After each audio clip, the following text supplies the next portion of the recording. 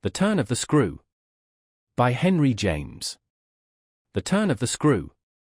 The story had held us, round the fire, sufficiently breathless, but except the obvious remark that it was gruesome, as, on Christmas Eve in an old house, a strange tale should essentially be, I remember no comment uttered till somebody happened to say that it was the only case he had met in which such a visitation had fallen on a child. The case, I may mention, was that of an apparition in just such an old house as had gathered us for the occasion, an appearance, of a dreadful kind, to a little boy sleeping in the room with his mother and waking her up in the terror of it, waking her not to dissipate his dread and soothe him to sleep again, but to encounter also, herself, before she had succeeded in doing so, the same sight that had shaken him. It was this observation that drew from Douglas, not immediately, but later in the evening, a reply that had the interesting consequence to which I call attention. Someone else told a story not particularly effective, which I saw he was not following. This I took for a sign that he had himself something to produce and that we should only have to wait. We waited in fact till 2 nights later, but that same evening, before we scattered, he brought out what was in his mind. I quite agree, in regard to Griffin's ghost, or whatever it was, that its appearing first to the little boy, at so tender an age, adds a particular touch. But it's not the first occurrence of its charming kind that I know to have involved a child. If the child gives the effect another turn of the screw, what do you say to 2 children? We say, of course, somebody exclaimed, that they give 2 turns. Also that we want to hear about them. I can see Douglas there before the fire, to which he had got up to present his back, looking down at his interlocutor with his hands in his pockets. Nobody but me, till now, has ever heard. It's quite too horrible. This, naturally, was declared by several voices to give the thing the utmost price, and our friend, with quiet art, prepared his triumph by turning his eyes over the rest of us and going on, it's beyond everything. Nothing at all that I know touches it. For sheer terror? I remember asking. He seemed to say it was not so simple as that, to be really at a loss how to qualify it. He passed his hand over his eyes, made a little wincing grimace. For dreadfulness. Oh, how delicious, cried one of the women. He took no notice of her, he looked at me, but as if, instead of me, he saw what he spoke of. For general uncanny ugliness and horror and pain. Well then, I said, just sit right down and begin. He turned round to the fire, gave a kick to a log, watched it an instant. Then as he faced us again, I can't begin. I shall have to send to town. There was a unanimous groan at this, and much reproach, after which, in his preoccupied way, he explained. The story's written. It's in a locked drawer, it has not been out for years. I could write to my man and enclose the key, he could send down the packet as he finds it. It was to me in particular that he appeared to propound this, appeared almost to appeal for aid not to hesitate. He had broken a thickness of ice, the formation of many a winter had had his reasons for a long silence. The others resented postponement, but it was just his scruples that charmed me.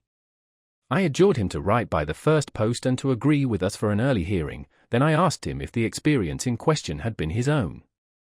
To this his answer was prompt. Oh, thank God, no. And is the record yours? You took the thing down. Nothing but the impression. I took that here, he tapped his heart. I've never lost it. Then your manuscript is in old, faded ink, and in the most beautiful hand. He hung fire again. A woman's. She has been dead these 20 years. She sent me the pages in question before she died.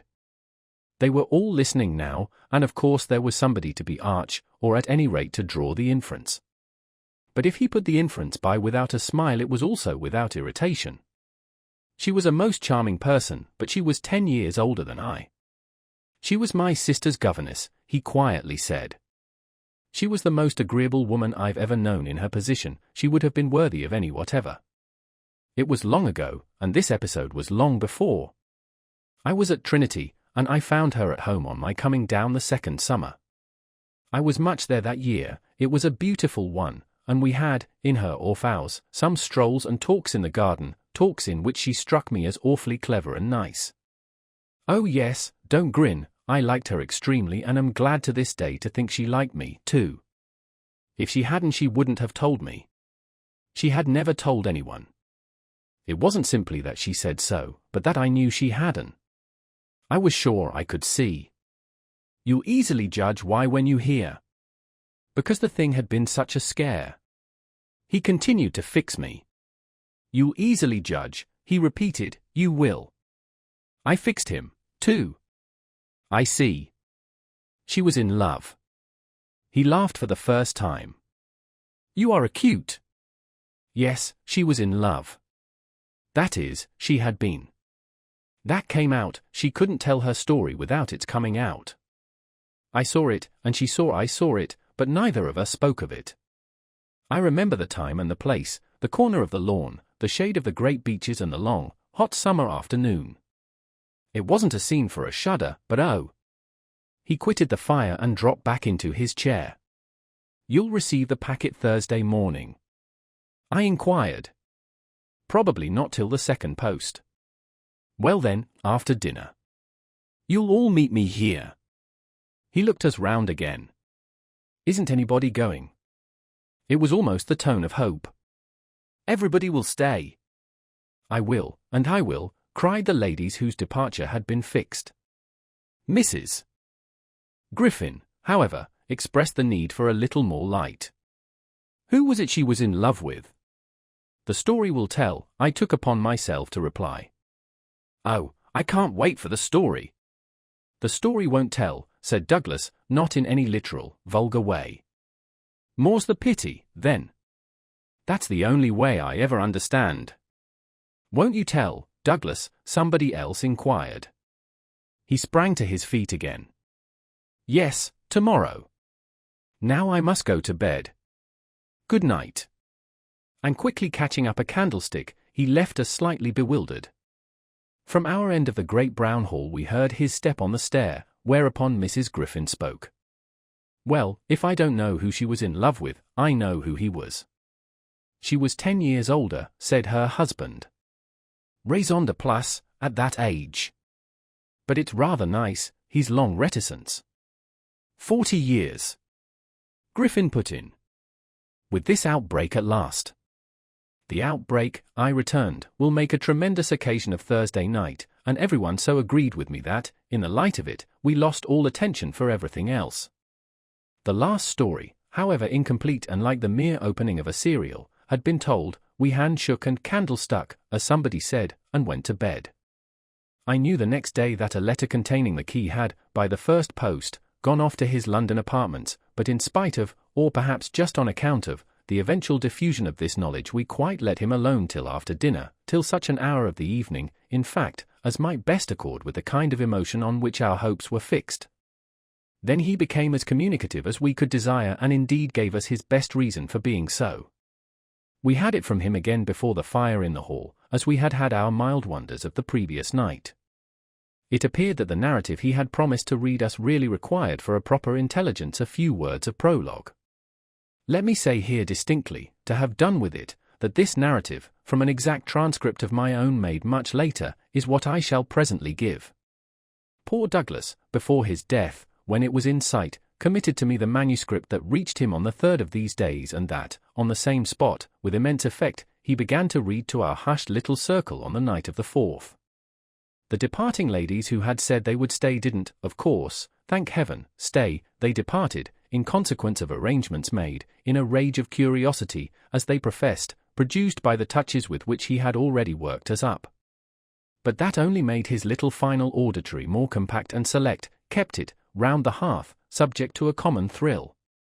The first of these touches conveyed that the written statement took up the tale at a point after it had, in a manner, begun. The fact to be in possession of was therefore that his old friend, the youngest of several daughters of a poor country parson, had, at the age of 20, on taking service for the first time in the schoolroom, come up to London, in trepidation, to answer in person an advertisement that had already placed her in brief correspondence with the advertiser. This person proved, on her presenting herself, for judgment, at a house in Harley Street, that impressed her as vast and imposing. This prospective patron proved a gentleman, a bachelor in the prime of life, such a figure as had never risen, save in a dream or an old novel, before a fluttered, anxious girl out of a Hampshire vicarage.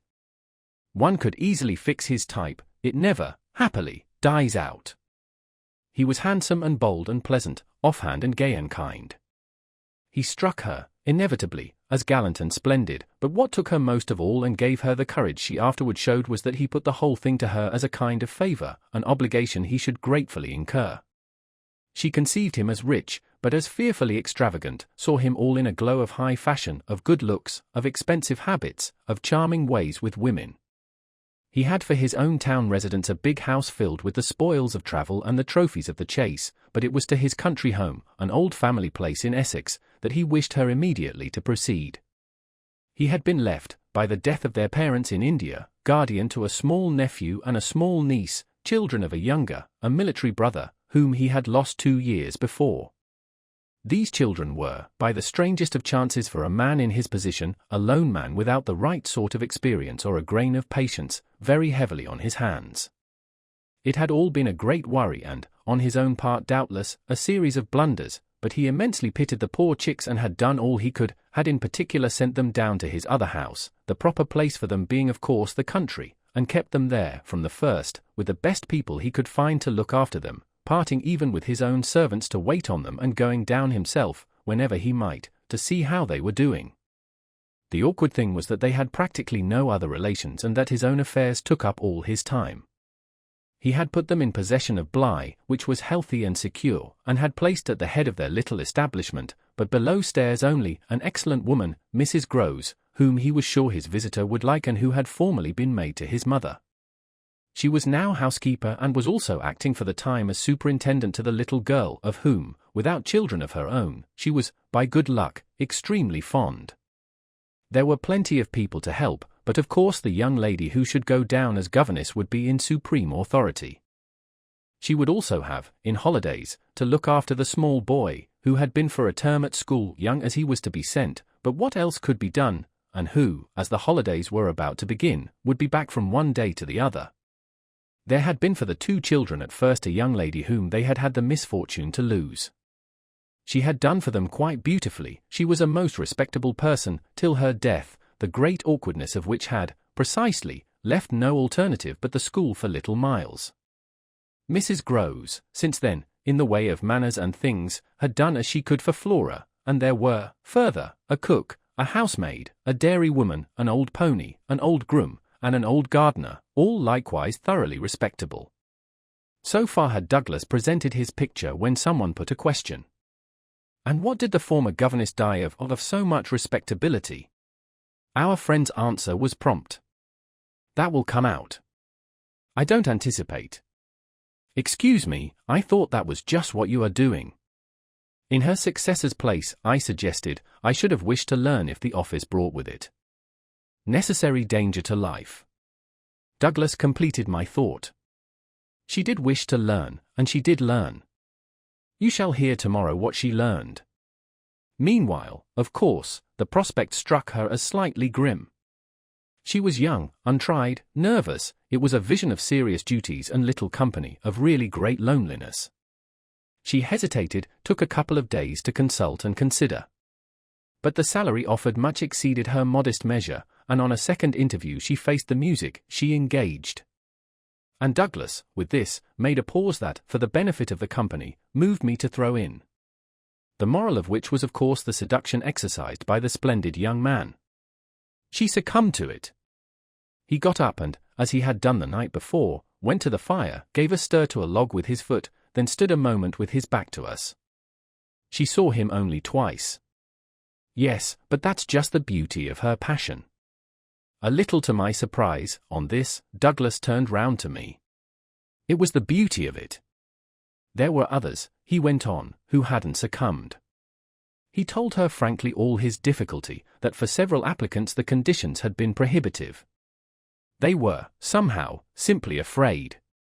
It sounded dull, it sounded strange, and all the more so because of his main condition. Which was? That she should never trouble him, but never, neither appeal nor complain nor write about anything, only meet all questions herself, receive all moneys from his solicitor, take the whole thing over and let him alone. She promised to do this, and she mentioned to me that when, for a moment, disburdened, delighted, he held her hand, thanking her for the sacrifice, she already felt rewarded. But was that all her reward? One of the ladies asked. She never saw him again.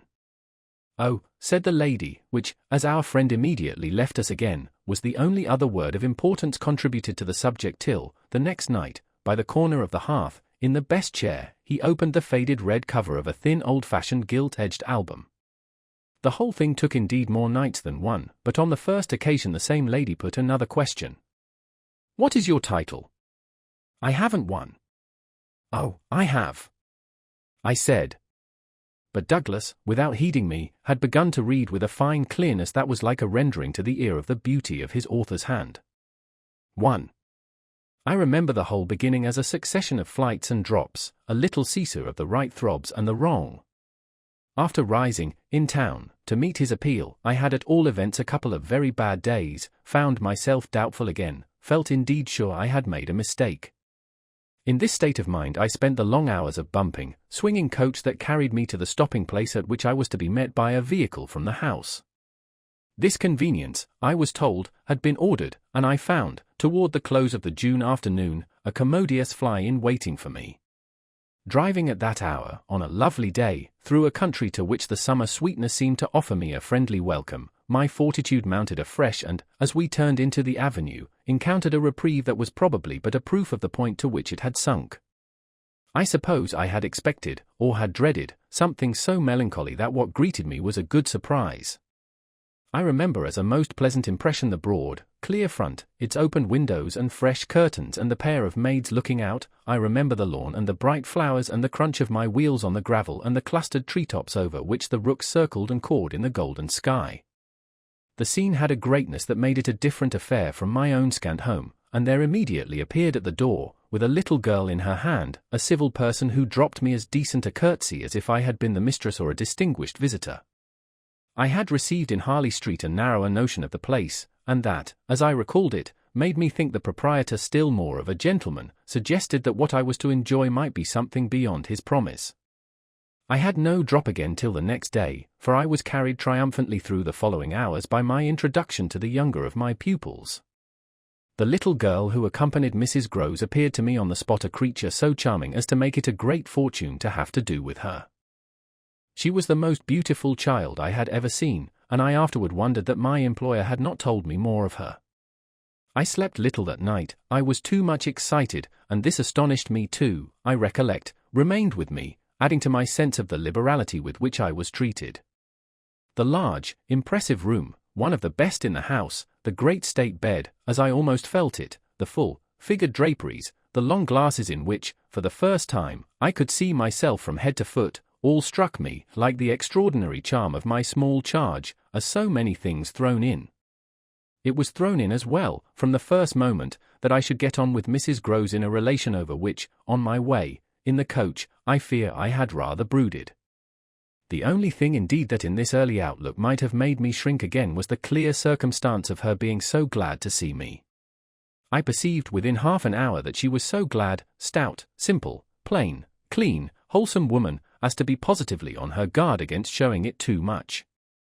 I wondered even then a little why she should wish not to show it, and that, with reflection, with suspicion, might of course have made me uneasy. But it was a comfort that there could be no uneasiness in a connection with anything so beatific as the radiant image of my little girl, the vision of whose angelic beauty had probably more than anything else to do with the restlessness that, before morning, made me several times rise and wander about my room to take in the whole picture and prospect, to watch, from my open window, the faint summer dawn, to look at such portions of the rest of the house as I could catch, and to listen, while, in the fading dusk, the first birds began to twitter, for the possible recurrence of a sound or two, less natural and not without, but within, that I had fancied I heard. There had been a moment when I believed I recognized, faint and far, the cry of a child. There had been another when I found myself just consciously starting as at the passage, before my door, of a light footstep. But these fancies were not marked enough not to be thrown off, and it is only in the light, or the gloom, I should rather say, of other and subsequent matters that they now come back to me.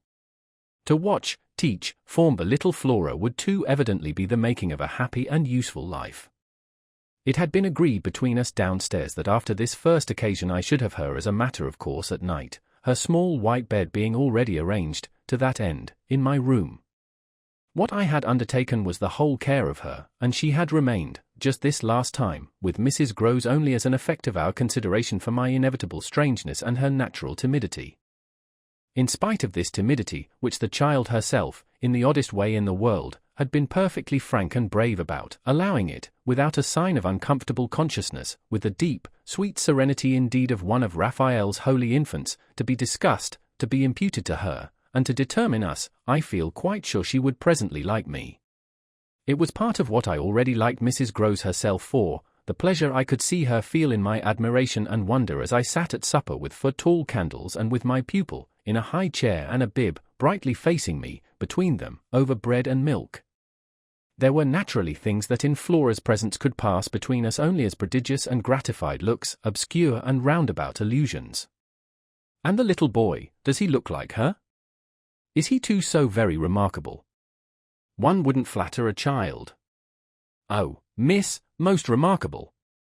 If you think well of this one. And she stood there with a plate in her hand, beaming at our companion, who looked from one of us to the other with placid heavenly eyes that contained nothing to check us. Yes, if I do. You will be carried away by the little gentleman. Well, that, I think, is what I came for, to be carried away. I'm afraid, however, I remember feeling the impulse to add, I'm rather easily carried away. I was carried away in London. I can still see Mrs. Groves's broad face as she took this in. In Harley Street. In Harley Street. Well, miss, you're not the first, and you won't be the last. Oh, I've no pretension, I could laugh, to being the only one. My other pupil, at any rate, as I understand, comes back tomorrow. Not tomorrow, Friday, miss. He arrives, as you did, by the coach, under care of the guard, and is to be met by the same carriage. I forthwith expressed that the proper as well as the pleasant and friendly thing would be therefore that on the arrival of the public conveyance I should be in waiting for him with his little sister, an idea in which Mrs. Groves concurred so heartily that I somehow took her manner as a kind of comforting pledge, never falsified, thank heaven, that we should on every question be quite at one. Oh, she was glad I was there. What I felt the next day was, I suppose, nothing that could be fairly called a reaction from the cheer of my arrival. It was probably at the most only a slight oppression produced by a fuller measure of the scale, as I walked round them, gazed up at them, took them in, of my new circumstances. They had, as it were, an extent and mass for which I had not been prepared and in the presence of which I found myself, freshly, a little scared as well as a little proud.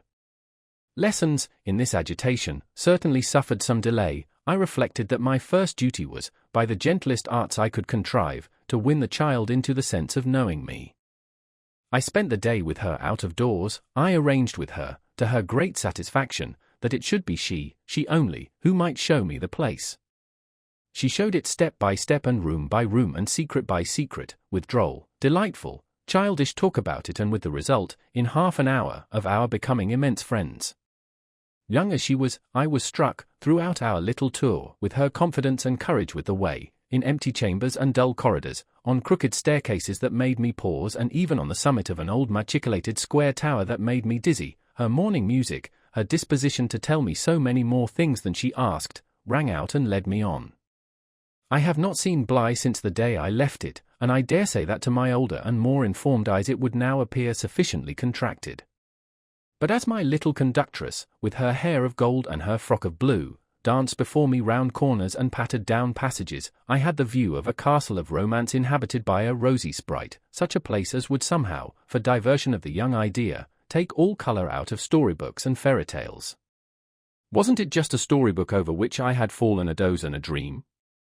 No, it was a big, ugly, antique, but convenient house, embodying a few features of a building still older, half replaced and half utilized, in which I had the fancy of our being almost as lost as a handful of passengers in a great drifting ship. Well, I was, strangely, at the helm. 2. This came home to me when, 2 days later, I drove over with Flora to meet, as Mrs. Groves said, the little gentleman, and all the more for an incident that, presenting itself the second evening, had deeply disconcerted me. The first day had been, on the whole, as I have expressed, reassuring, but I was to see it wind up in keen apprehension. The postbag, that evening, it came late, contained a letter for me, which, however, in the hand of my employer, I found to be composed but of a few words enclosing another, addressed to himself, with a seal still unbroken. This, I recognize, is from the headmaster, and the headmaster's an awful bore. Read him, please, deal with him, but mind you don't report. Not a word. I'm off. I broke the seal with a great effort, so great a one that I was a long time coming to it, took the unopened missive at last up to my room and only attacked it just before going to bed. I had better have let it wait till morning, for it gave me a second sleepless night. With no counsel to take, the next day, I was full of distress, and it finally got so the better of me that I determined to open myself at least to Mrs. Groves. What does it mean? The child's dismissed his school. She gave me a look that I remarked at the moment, then, visibly, with a quick blankness, seemed to try to take it back. But aren't they all? Sent home, yes. But only for the holidays. Miles may never go back at all. Consciously, under my attention, she reddened. They won't take him. They absolutely decline. At this she raised her eyes, which she had turned from me. I saw them fill with good tears. What has he done?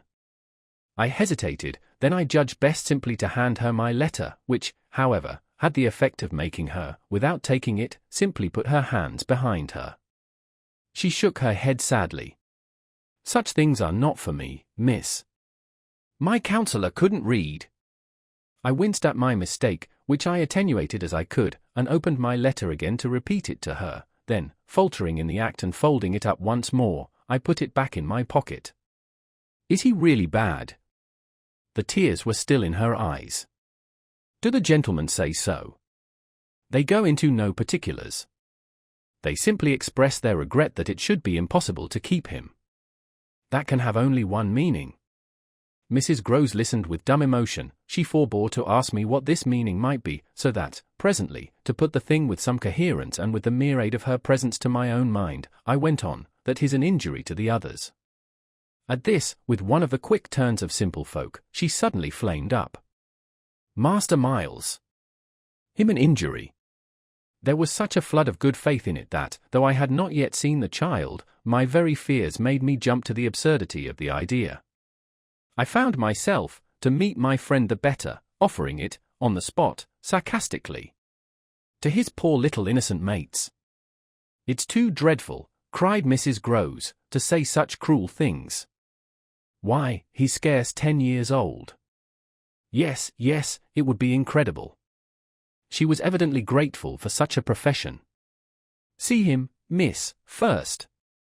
Then believe it.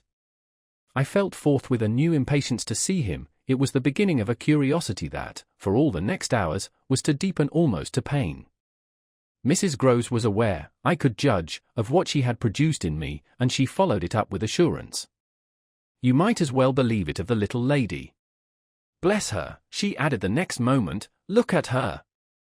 I turned and saw that Flora, whom, 10 minutes before, I had established in the schoolroom with a sheet of white paper, a pencil, and a copy of nice round O's, now presented herself to view at the open door.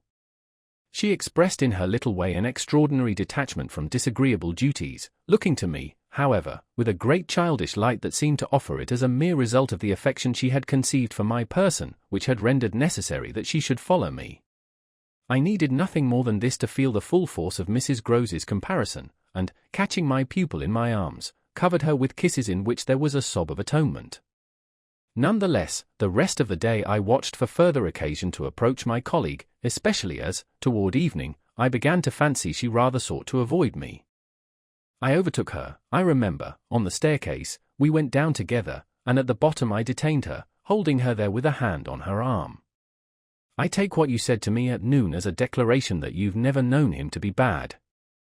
She threw back her head. She had clearly, by this time, and very honestly, adopted an attitude. Oh, never known him, I don't pretend that. I was upset again. Then you have known him? Yes, indeed, miss, thank God. On reflection I accepted this. You mean that a boy who never is? Is no boy for me. I held her tighter. You like them with the spirit to be naughty? Then, keeping pace with her answer, so do I. I eagerly brought out.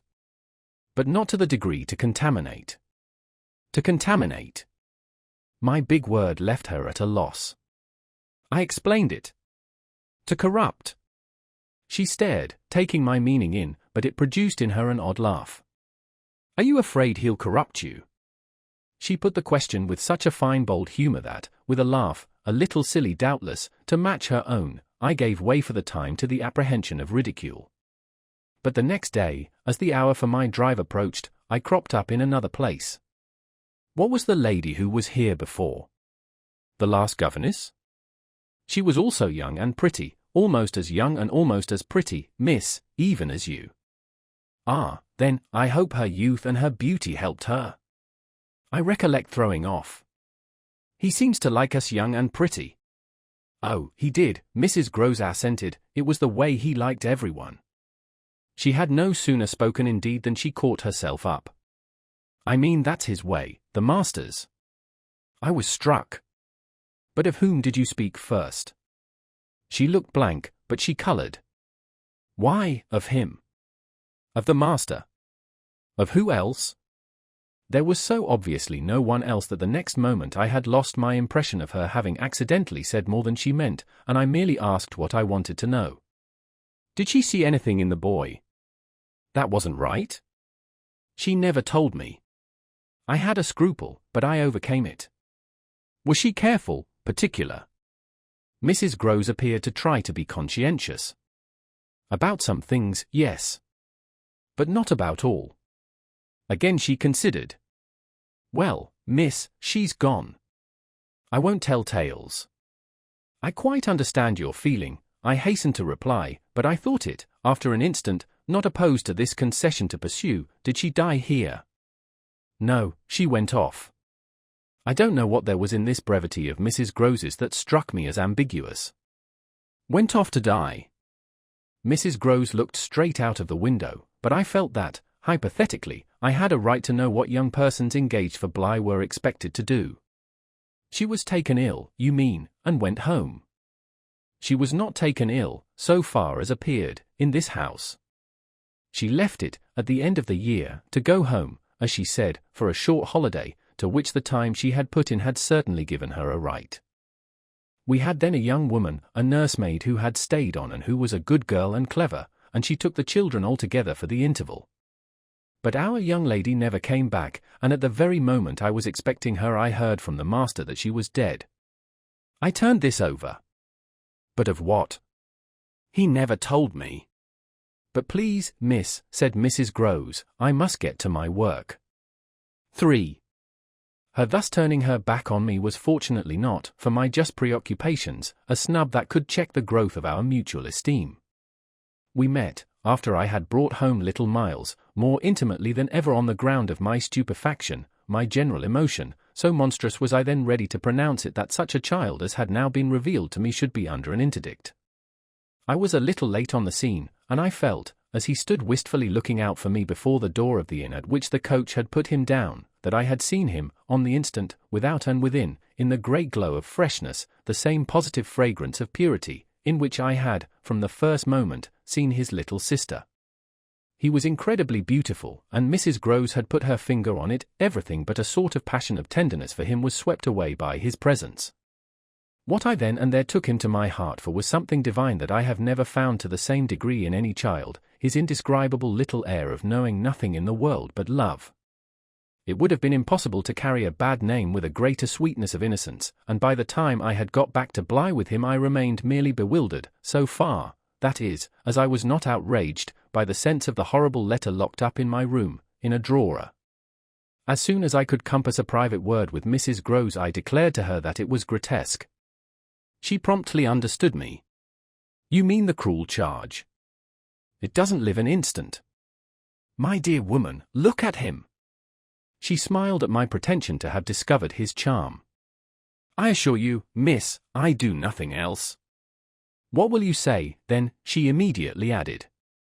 In answer to the letter. I had made up my mind. Nothing. And to his uncle. I was incisive. Nothing. And to the boy himself, I was wonderful. Nothing. She gave with her apron a great wipe to her mouth. Then I'll stand by you. We'll see it out. We'll see it out. I ardently echoed, giving her my hand to make it a vow. She held me there a moment, then whisked up her apron again with her detached hand. Would you mind, miss, if I used the freedom to kiss me? No. I took the good creature in my arms and, after we had embraced like sisters, felt still more fortified and indignant. This, at all events, was for the time, a time so full that, as I recall the way it went, it reminds me of all the art I now need to make it a little distinct. What I look back at with amazement is the situation I accepted. I had undertaken, with my companion, to see it out, and I was under a charm, apparently, that could smooth away the extent and the far and difficult connections of such an effort. I was lifted aloft on a great wave of infatuation and pity. I found it simple, in my ignorance, my confusion, and perhaps my conceit, to assume that I could deal with a boy whose education for the world was all on the point of beginning. I am unable even to remember at this day what proposal I framed for the end of his holidays and the resumption of his studies. Lessons with me, indeed, that charming summer we all had a theory that he was to have, but I now feel that, for weeks, the lessons must have been rather my own. I learned something, at first, certainly, that had not been one of the teachings of my small, smothered life, learned to be amused, and even amusing, and not to think for the morrow. It was the first time, in a manner, that I had known space and air and freedom, all the music of summer and all the mystery of nature. And then there was consideration, and consideration was sweet. Oh, it was a trap, not designed, but deep, to my imagination, to my delicacy, perhaps to my vanity, to whatever, in me, was most excitable. The best way to picture it all is to say that I was off my guard. They gave me so little trouble, they were of a gentleness so extraordinary. I used to speculate, but even this with a dim disconnectedness, as to how the rough future, for all futures are rough, would handle them and might bruise them. They had the bloom of health and happiness, and yet, as if I had been in charge of a pair of little grandees, of princes of the blood, for whom everything, to be right, would have to be enclosed and protected, the only form that, in my fancy, the after years could take for them was that of a romantic, a really royal extension of the garden and the park. It may be, of course, above all, that what suddenly broke into this gives the previous time a charm of stillness, that hush in which something gathers or crouches. The change was actually like the spring of a beast. In the first weeks the days were long, they often, at their finest, gave me what I used to call my own hour, the hour when, for my pupils, tea-time and bedtime having come and gone, I had, before my final retirement, a small interval alone. Much as I liked my companions, this hour was the thing in the day I liked most, and I liked it best of all when, as the light faded, or rather, I should say, the day lingered and the last calls of the last bird sounded, in a flushed sky, from the old trees, I could take a turn into the grounds and enjoy, almost with a sense of property that amused and flattered me, the beauty and dignity of the place.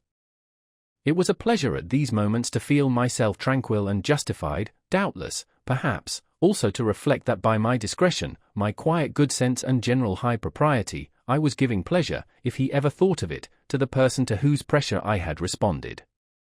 What I was doing was what he had earnestly hoped and directly asked of me, and that I could, after all, do it proved even a greater joy than I had expected. I dare say I fancied myself, in short, a remarkable young woman and took comfort in the faith that this would more publicly appear. Well, I needed to be remarkable to offer a front to the remarkable things that presently gave their first sign. It was plump, one afternoon, in the middle of my very hour, the children were tucked away, and I had come out for my stroll.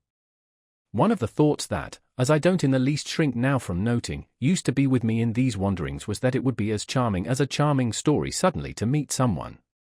Someone would appear there at the turn of a path and would stand before me and smile and approve. I didn't ask more than that, I only asked that he should know, and the only way to be sure he knew would be to see it, and the kind light of it, in his handsome face. That was exactly present to me, by which I mean the face was, when, on the first of these occasions, at the end of a long June day, I stopped short on emerging from one of the plantations and coming into view of the house. What arrested me on the spot, and with a shock much greater than any vision had allowed for, was the sense that my imagination had, in a flash, turned real. He did stand there, but high up, beyond the lawn and at the very top of the tower to which, on that first morning, little Flora had conducted me. This tower was one of a pair, square, incongruous, crenellated structures, that were distinguished, for some reason, though I could see little difference, as the new and the old. They flanked opposite ends of the house and were probably architectural absurdities, redeemed in a measure indeed by not being wholly disengaged nor of a height too pretentious, dating, in their gingerbread antiquity, from a romantic revival that was already a respectable past. I admired them, had fancies about them, for we could all profit in a degree, especially when they loomed through the dusk, by the grandeur of their actual battlements, yet it was not at such an elevation that the figure I had so often invoked seemed most in place. It produced in me, this figure, in the clear twilight, I remember, two distinct gasps of emotion, which were, sharply, the shock of my first and that of my second surprise. My second was a violent perception of the mistake of my first. The man who met my eyes was not the person I had precipitately supposed. There came to me thus a bewilderment of vision of which, after these years, there is no living view that I can hope to give. An unknown man in a lonely place is a permitted object of fear to a young woman privately bred, and the figure that faced me was, a few more seconds assured me, as little anyone else I knew as it was the image that had been in my mind. I had not seen it in Harley Street, I had not seen it anywhere. The place, moreover, in the strangest way in the world, had, on the instant, and by the very fact of its appearance, become a solitude. To me at least, making my statement here with a deliberation with which I have never made it, the whole feeling of the moment returns. It was as if, while I took in what I did take in, all the rest of the scene had been stricken with death. I can hear again, as I write, the intense hush in which the sounds of evening dropped. The rook stopped cawing in the golden sky, and the friendly owl lost, for the minute, all its voice. But there was no other change in nature, unless indeed it were a change that I saw with a stranger sharpness. The gold was still in the sky, the clearness in the air, and the man who looked at me over the battlements was as definite as a picture in a frame. That's how I thought, with extraordinary quickness, of each person that he might have been and that he was not. We were confronted across our distance quite long enough for me to ask myself with intensity who then he was and to feel, as an effect of my inability to say, a wonder that in a few instants more became intense. The great question, or one of these, is, afterward, I know, with regard to certain matters, the question of how long they have lasted. Well, this matter of mine, think what you will of it, lasted while I caught at a dozen possibilities, none of which made a difference for the better, that I could see, in their having been in the house, and for how long, above all, a person of whom I was in ignorance. It lasted while I just bridled a little with the sense that my office demanded that there should be no such ignorance and no such person. It lasted while this visitant, at all events, and there was a touch of the strange freedom, as I remember, in the sign of familiarity of his wearing no hat, seemed to fix me, from his position, with just the question, just the scrutiny through the fading light, that his own presence provoked. We were too far apart to call to each other, but there was a moment at which, at shorter range, some challenge between us, breaking the hush, would have been the right result of our straight mutual stare. He was in one of the angles, the one away from the house, very erect, as it struck me, and with both hands on the ledge. So I saw him as I see the letters I form on this page, then, exactly, after a minute, as if to add to the spectacle, he slowly changed his place and passed, looking at me hard all the while, to the opposite corner of the platform. Yes, I had the sharpest sense that during this transit he never took his eyes from me, and I can see at this moment the way his hand, as he went, passed from one of the crenellations to the next.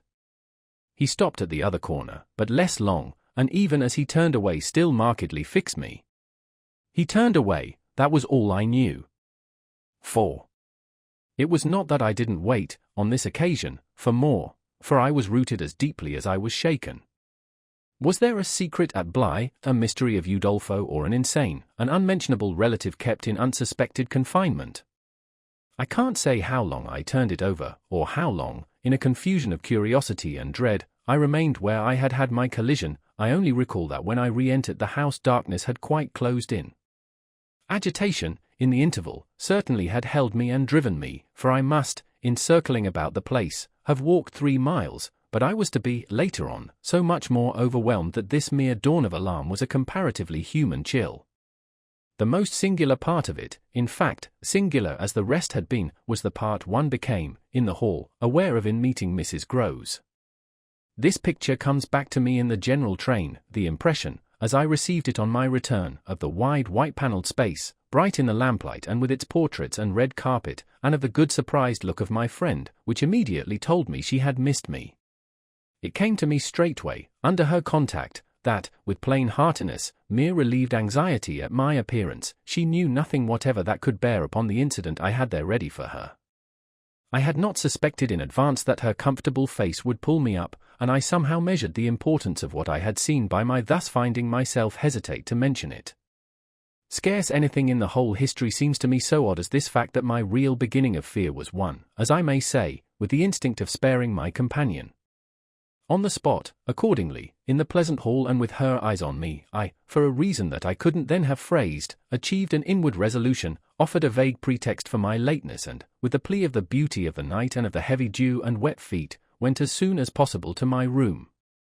Here it was another affair, here, for many days after, it was a queer affair enough. There were hours, from day to day, or at least there were moments, snatched even from clear duties, when I had to shut myself up to think. It was not so much yet that I was more nervous than I could bear to be as that I was remarkably afraid of becoming so, for the truth I had now to turn over was, simply and clearly, the truth that I could arrive at no account whatever of the visitor with whom I had been so inexplicably and yet, as it seemed to me, so intimately concerned. It took little time to see that I could sound without forms of inquiry and without exciting remark any domestic complications. The shock I had suffered must have sharpened all my senses, I felt sure, at the end of 3 days and as the result of mere closer attention, that I had not been practiced upon by the servants nor made the object of any game. Of whatever it was that I knew, nothing was known around me. There was but one sane inference, someone had taken a liberty rather gross. That was what, repeatedly, I dipped into my room and locked the door to say to myself. We had been, collectively, subject to an intrusion. Some unscrupulous traveller, curious in old houses, had made his way in unobserved, enjoyed the prospect from the best point of view, and then stolen out as he came. If he had given me such a bold hard stare, that was but a part of his indiscretion. The good thing, after all, was that we should surely see no more of him. This was not so good a thing, I admit, as not to leave me to judge that what, essentially, made nothing else much signify was simply my charming work. My charming work was just my life with Miles and Flora, and through nothing could I so like it as through feeling that I could throw myself into it in trouble. The attraction of my small charges was a constant joy, leading me to wonder afresh at the vanity of my original fears, the distaste I had begun by entertaining for the probable grey prose of my office. There was to be no grey prose, it appeared, and no long grind, so how could work not be charming that presented itself as daily beauty? It was all the romance of the nursery and the poetry of the schoolroom. I don't mean by this, of course, that we studied only fiction and verse, I mean I can express no otherwise the sort of interest my companions inspired. How can I describe that except by saying that instead of growing used to them, and it's a marvel for a governess, I call the sisterhood to witness, I made constant fresh discoveries. There was one direction, assuredly, in which these discoveries stopped, deep obscurity continued to cover the region of the boys' conduct at school. It had been promptly given me, I have noted, to face that mystery without a pang. Perhaps even it would be nearer the truth to say that, without a word, he himself had cleared it up. He had made the whole charge absurd. My conclusion bloomed there with the real rose flush of his innocence. He was only too fine and fair for the little horrid, unclean school world, and he had paid a price for it. I reflected acutely that the sense of such differences, such superiorities of quality, always, on the part of the majority, which could include even stupid, sordid headmasters, turn infallibly to the vindictive. Both the children had a gentleness, it was their only fault, and it never made Miles a muff, that kept them, how shall I express it, almost impersonal and certainly quite unpunishable. They were like the cherubs of the anecdote, who had, morally, at any rate, nothing to whack. I remember feeling with Miles in especial as if he had had, as it were, no history. We expect of a small child a scant one, but there was in this beautiful little boy something extraordinarily sensitive, yet extraordinarily happy, that, more than in any creature of his age I have seen, struck me as beginning anew each day. He had never for a second suffered. I took this as a direct disproof of his having really been chastised. If he had been wicked he would have caught it, and I should have caught it by the rebound. I should have found the trace. I found nothing at all, and he was therefore an angel. He never spoke of his school, never mentioned a comrade or a master, and I, for my part, was quite too much disgusted to allude to them. Of course I was under the spell, and the wonderful part is that, even at the time, I perfectly knew I was. But I gave myself up to it. It was an antidote to any pain, and I had more pains than one.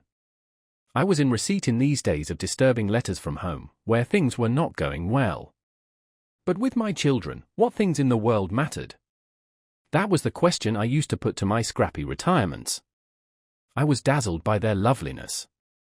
There was a Sunday, to get on, when it rained with such force and for so many hours that there could be no procession to church, in consequence of which, as the day declined, I had arranged with Mrs. Groves that, should the evening show improvement, we would attend together the late service. The rain happily stopped, and I prepared for our walk, which, through the park and by the good road to the village, would be a matter of 20 minutes.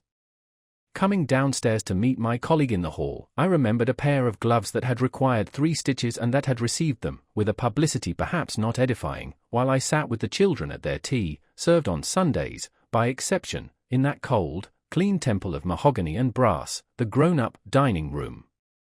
The gloves had been dropped there, and I turned in to recover them. The day was grey enough, but the afternoon light still lingered, and it enabled me, on crossing the threshold, not only to recognize, on a chair near the wide window, then closed, the articles I wanted, but to become aware of a person on the other side of the window and looking straight in.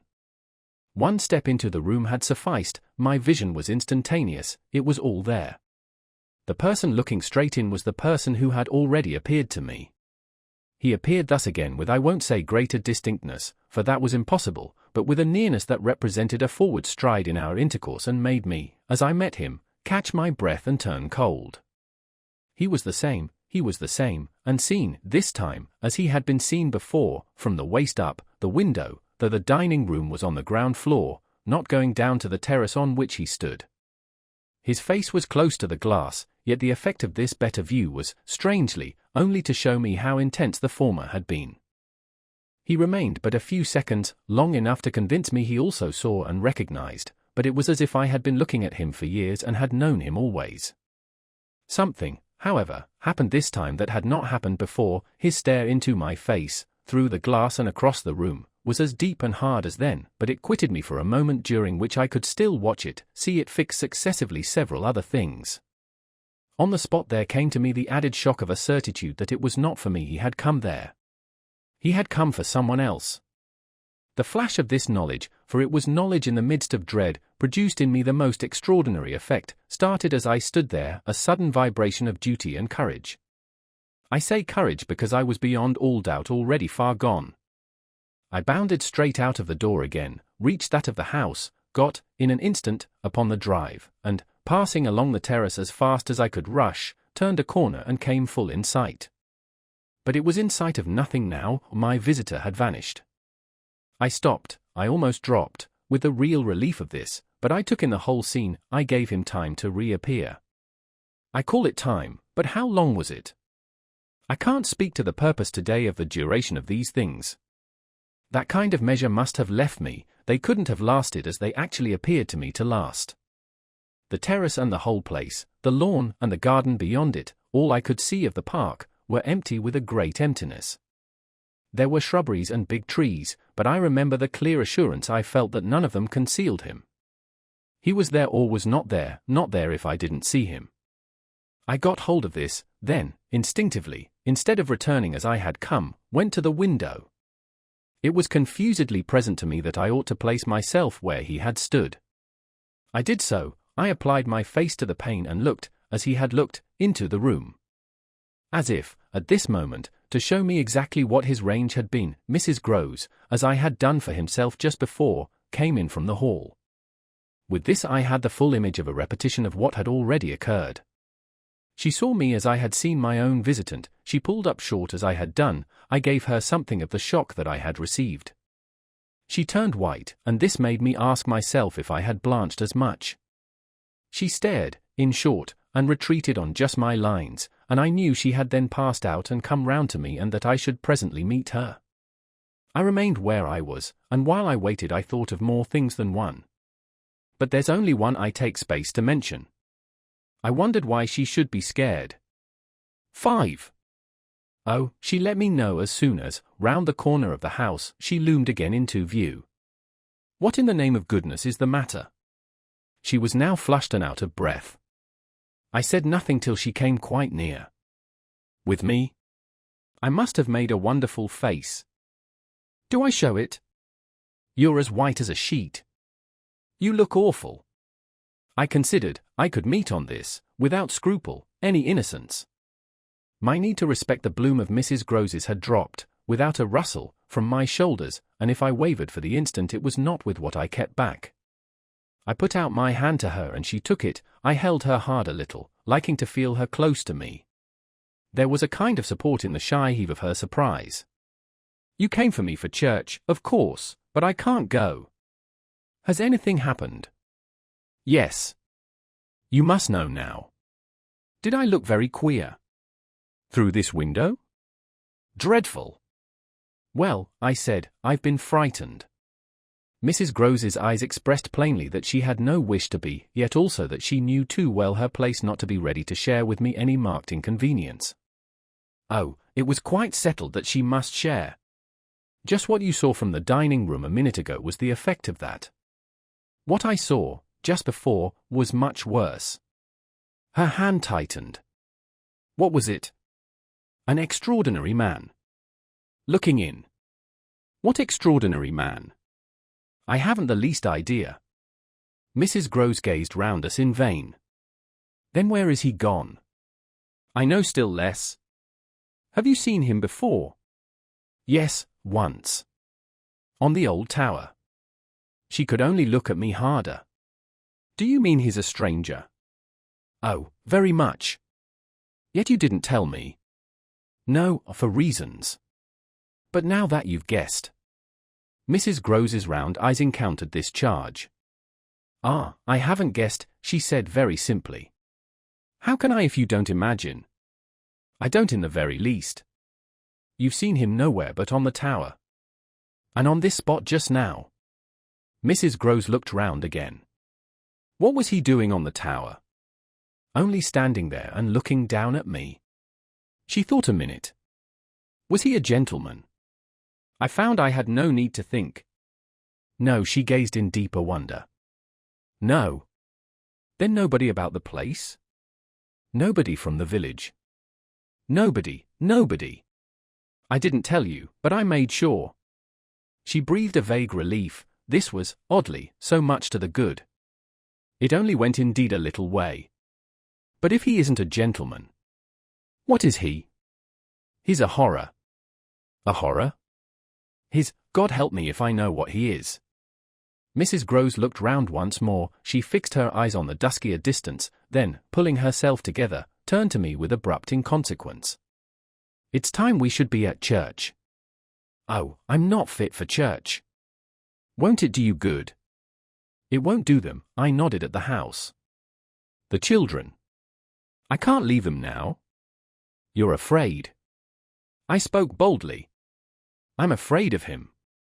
Mrs. Grose's large face showed me, at this, for the first time, the faraway faint glimmer of a consciousness more acute. I somehow made out in it the delayed dawn of an idea I myself had not given her and that was as yet quite obscure to me. It comes back to me that I thought instantly of this as something I could get from her, and I felt it to be connected with the desire she presently showed to know more. When was it, on the tower? About the middle of the month. At this same hour. Almost at dark, said Mrs. Grose. Oh, no, not nearly. I saw him as I see you. Then how did he get in? And how did he get out? I laughed. I had no opportunity to ask him. This evening, you see, I pursued, he has not been able to get in. He only peeps. I hope it will be confined to that. She had now let go my hand. She turned away a little. I waited an instant, then I brought out, "Go to church. Goodbye. I must watch." Slowly she faced me again. "Do you fear for them?" We met in another long look. "Don't you?" Instead of answering, she came nearer to the window and, for a minute, applied her face to the glass. "You see how he could see," I meanwhile went on. She didn't move. "How long was he here?" "Till I came out. I came to meet him." Mrs. Groves at last turned round, and there was still more in her face. "I couldn't have come out." "Neither could I." I laughed again. "But I did come. I have my duty." "So have I mine," she replied, after which she added, "What is he like?" "I've been dying to tell you." "But he's like nobody." "Nobody," she echoed. "He has no hat." Then, seeing in her face that she already, in this, with a deeper dismay, found a touch of picture, I quickly added stroke to stroke. "He has red hair, very red, close curling, and a pale face, long in shape, with straight, good features and little, rather queer whiskers that are as red as his hair. His eyebrows are, somehow, darker, they look particularly arched and as if they might move a good deal. His eyes are sharp, strange, awfully, but I only know clearly that they're rather small and very fixed. His mouth's wide, and his lips are thin, and except for his little whiskers he's quite clean-shaven. He gives me a sort of sense of looking like an actor." An actor! It was impossible to resemble one less, at least, than Mrs. Groves at that moment. "I've never seen one, but so I suppose them. He's tall, active, erect," I continued, "but never, no, never, a gentleman." My companion's face had blanched as I went on, her round eyes started and her mild mouth gaped. "A gentleman," she gasped, confounded, stupefied, "a gentleman he." "You know him then?" She visibly tried to hold herself. "But he is handsome." I saw the way to help her. "Remarkably." "And dressed." "In somebody's clothes." "They're smart, but they're not his own." She broke into a breathless affirmative groan. "They're the master's." I caught it up. "You do know him?" She faltered but a second. "Kint," she cried. "Kint? Peter Kint, his own man, his valet, when he was here. When the master was." Gaping still, but meeting me, she pieced it all together. "He never wore his hat, but he did wear, well, there were waistcoats missed. They were both here, last year. Then the master went, and Kint was alone." I followed, but halting a little. "Alone?" "Alone with us." Then, as from a deeper depth, "In charge," she added. "And what became of him?" She hung fire so long that I was still more mystified. "He went, too," she brought out at last. "Went where?" Her expression, at this, became extraordinary. "God knows where. He died." "Died?" I almost shrieked. She seemed fairly to square herself, plant herself more firmly to utter the wonder of it. "Yes. Mr. Kint is dead." 6. It took of course more than that particular passage to place us together in presence of what we had now to live with as we could, my dreadful liability to impressions of the order so vividly exemplified, and my companion's knowledge, henceforth, a knowledge half consternation and half compassion, of that liability. There had been, this evening, after the revelation left me, for an hour, so prostrate, there had been, for either of us, no attendance on any service but a little service of tears and vows, of prayers and promises, a climax to the series of mutual challenges and pledges that had straightway ensued on our retreating together to the schoolroom and shutting ourselves up there to have everything out. The result of our having everything out was simply to reduce our situation to the last rigor of its elements. She herself had seen nothing, not the shadow of a shadow, and nobody in the house but the governess was in the governess's plight, yet she accepted without directly impugning my sanity the truth as I gave it to her, and ended by showing me, on this ground, an awe-stricken tenderness, an expression of the sense of my more than questionable privilege, of which the very breath has remained with me as that of the sweetest of human charities. What was settled between us, accordingly, that night, was that we thought we might bear things together, and I was not even sure that, in spite of her exemption, it was she who had the best of the burden. I knew at this hour, I think, as well as I knew later, what I was capable of meeting to shelter my pupils, but it took me some time to be wholly sure of what my honest ally was prepared for to keep terms with so compromising a contract. I was queer company enough, quite as queer as the company I received, but as I trace over what we went through I see how much common ground we must have found in the one idea that, by good fortune, could steady us. It was the idea, the second movement, that led me straight out, as I may say, of the inner chamber of my dread. I could take the air in the court, at least, and then Mrs. Groves could join me. Perfectly can I recall now the particular way strength came to me before we separated for the night. We had gone over and over every feature of what I had seen. He was looking for someone else, you say, someone who was not you. He was looking for little Miles. A portentous clearness now possessed me. That's whom he was looking for. But how do you know? I know. My exultation grew. And you know, my dear. She didn't deny this, but I required, I felt, not even so much telling as that. She resumed in a moment, at any rate, what if he should see him? Little Miles? That's what he wants. She looked immensely scared again. The child? Heaven forbid. The man. He wants to appear to them. That he might was an awful conception, and yet, somehow, I could keep it at bay, which, moreover, as we lingered there, was what I succeeded in practically proving. I had an absolute certainty that I should see again what I had already seen, but something within me said that by offering myself bravely as the sole subject of such experience, by accepting, by inviting, by surmounting it all, I should serve as an expiatory victim and guard the tranquility of my companions. The children, in especial, I should thus fence about and absolutely save. I recall one of the last things I said that night to Mrs. Groves.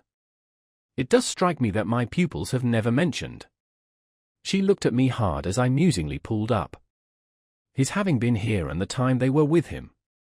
The time they were with him, and his name, his presence, his history, in any way.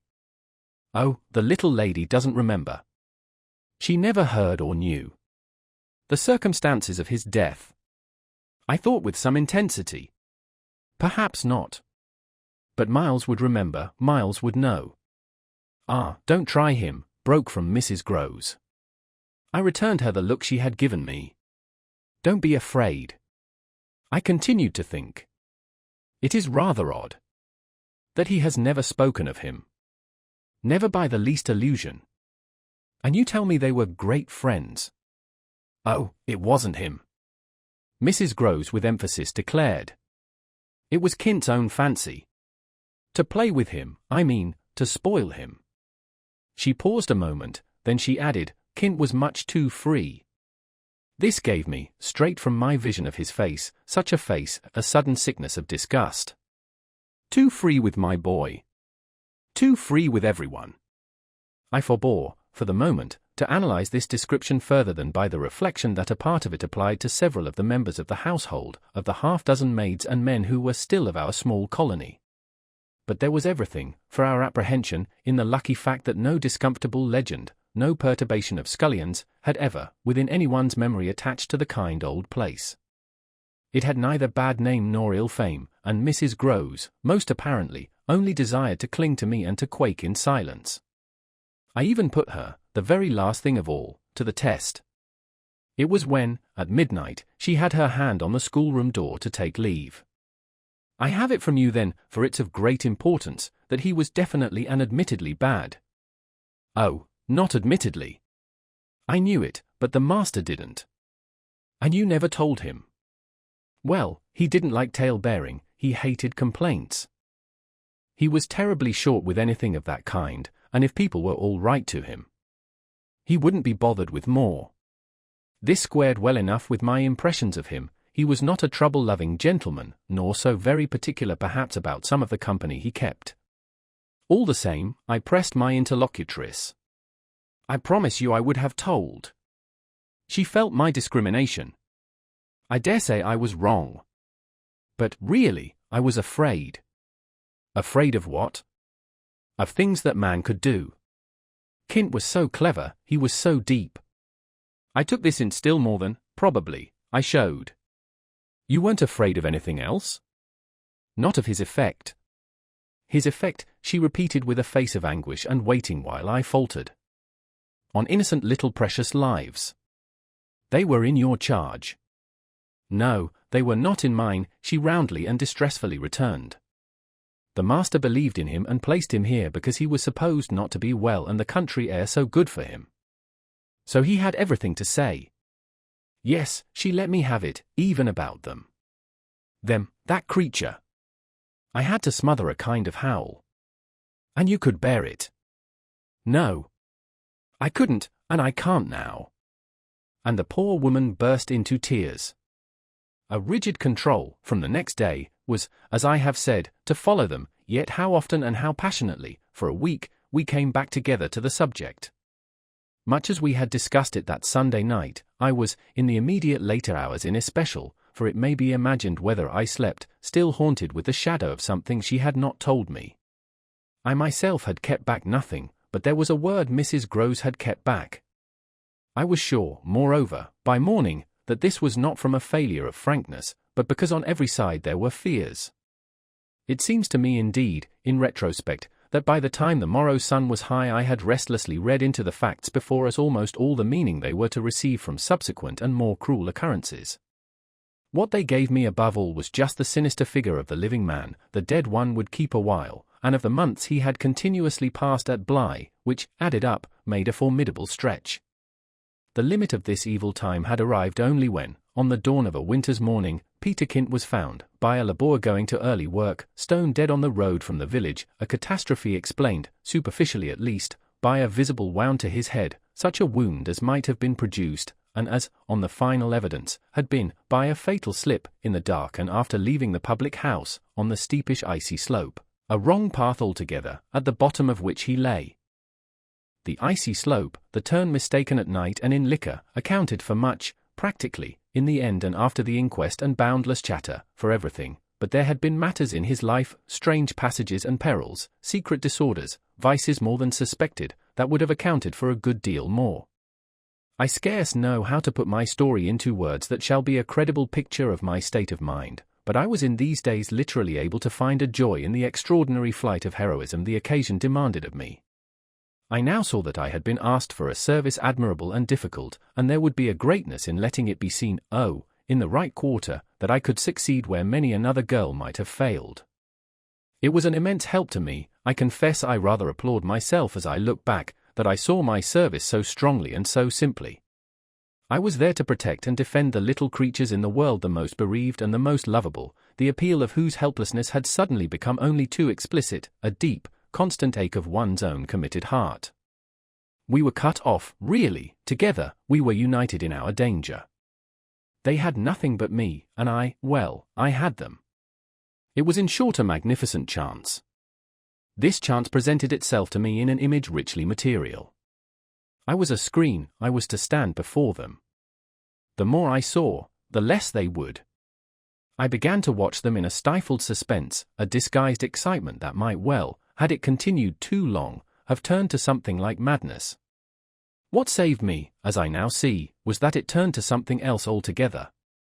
It didn't last as suspense, it was superseded by horrible proofs. Proofs, I say, yes, from the moment I really took hold. This moment dated from an afternoon hour that I happened to spend in the grounds with the younger of my pupils alone. We had left Miles indoors, on the red cushion of a deep window seat. He had wished to finish a book, and I had been glad to encourage a purpose so laudable in a young man whose only defect was an occasional excess of the restless. His sister, on the contrary, had been alert to come out, and I strolled with her half an hour, seeking the shade, for the sun was still high and the day exceptionally warm. I was aware afresh, with her, as we went, of how, like her brother, she contrived, it was the charming thing in both children, to let me alone without appearing to drop me and to accompany me without appearing to surround. They were never importunate and yet never listless. My attention to them all really went to seeing them amuse themselves immensely without me, this was a spectacle they seemed actively to prepare and that engaged me as an active admirer. I walked in a world of their invention. They had no occasion whatever to draw upon mine, so that my time was taken only with being, for them, some remarkable person or thing that the game of the moment required, and that was merely, thanks to my superior, my exalted stamp, a happy and highly distinguished sinecure.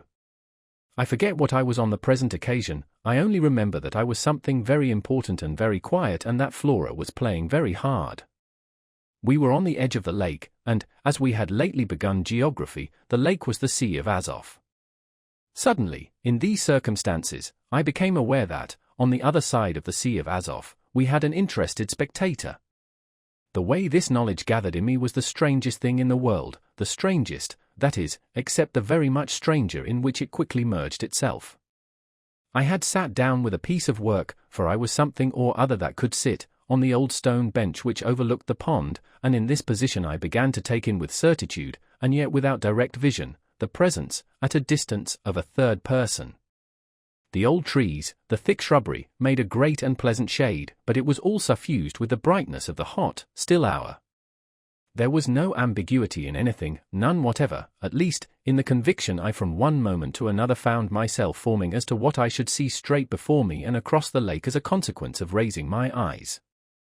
They were attached at this juncture to the stitching in which I was engaged, and I can feel once more the spasm of my effort not to move them till I should so have steadied myself as to be able to make up my mind what to do. There was an alien object in view, a figure whose right of presence I instantly, passionately questioned.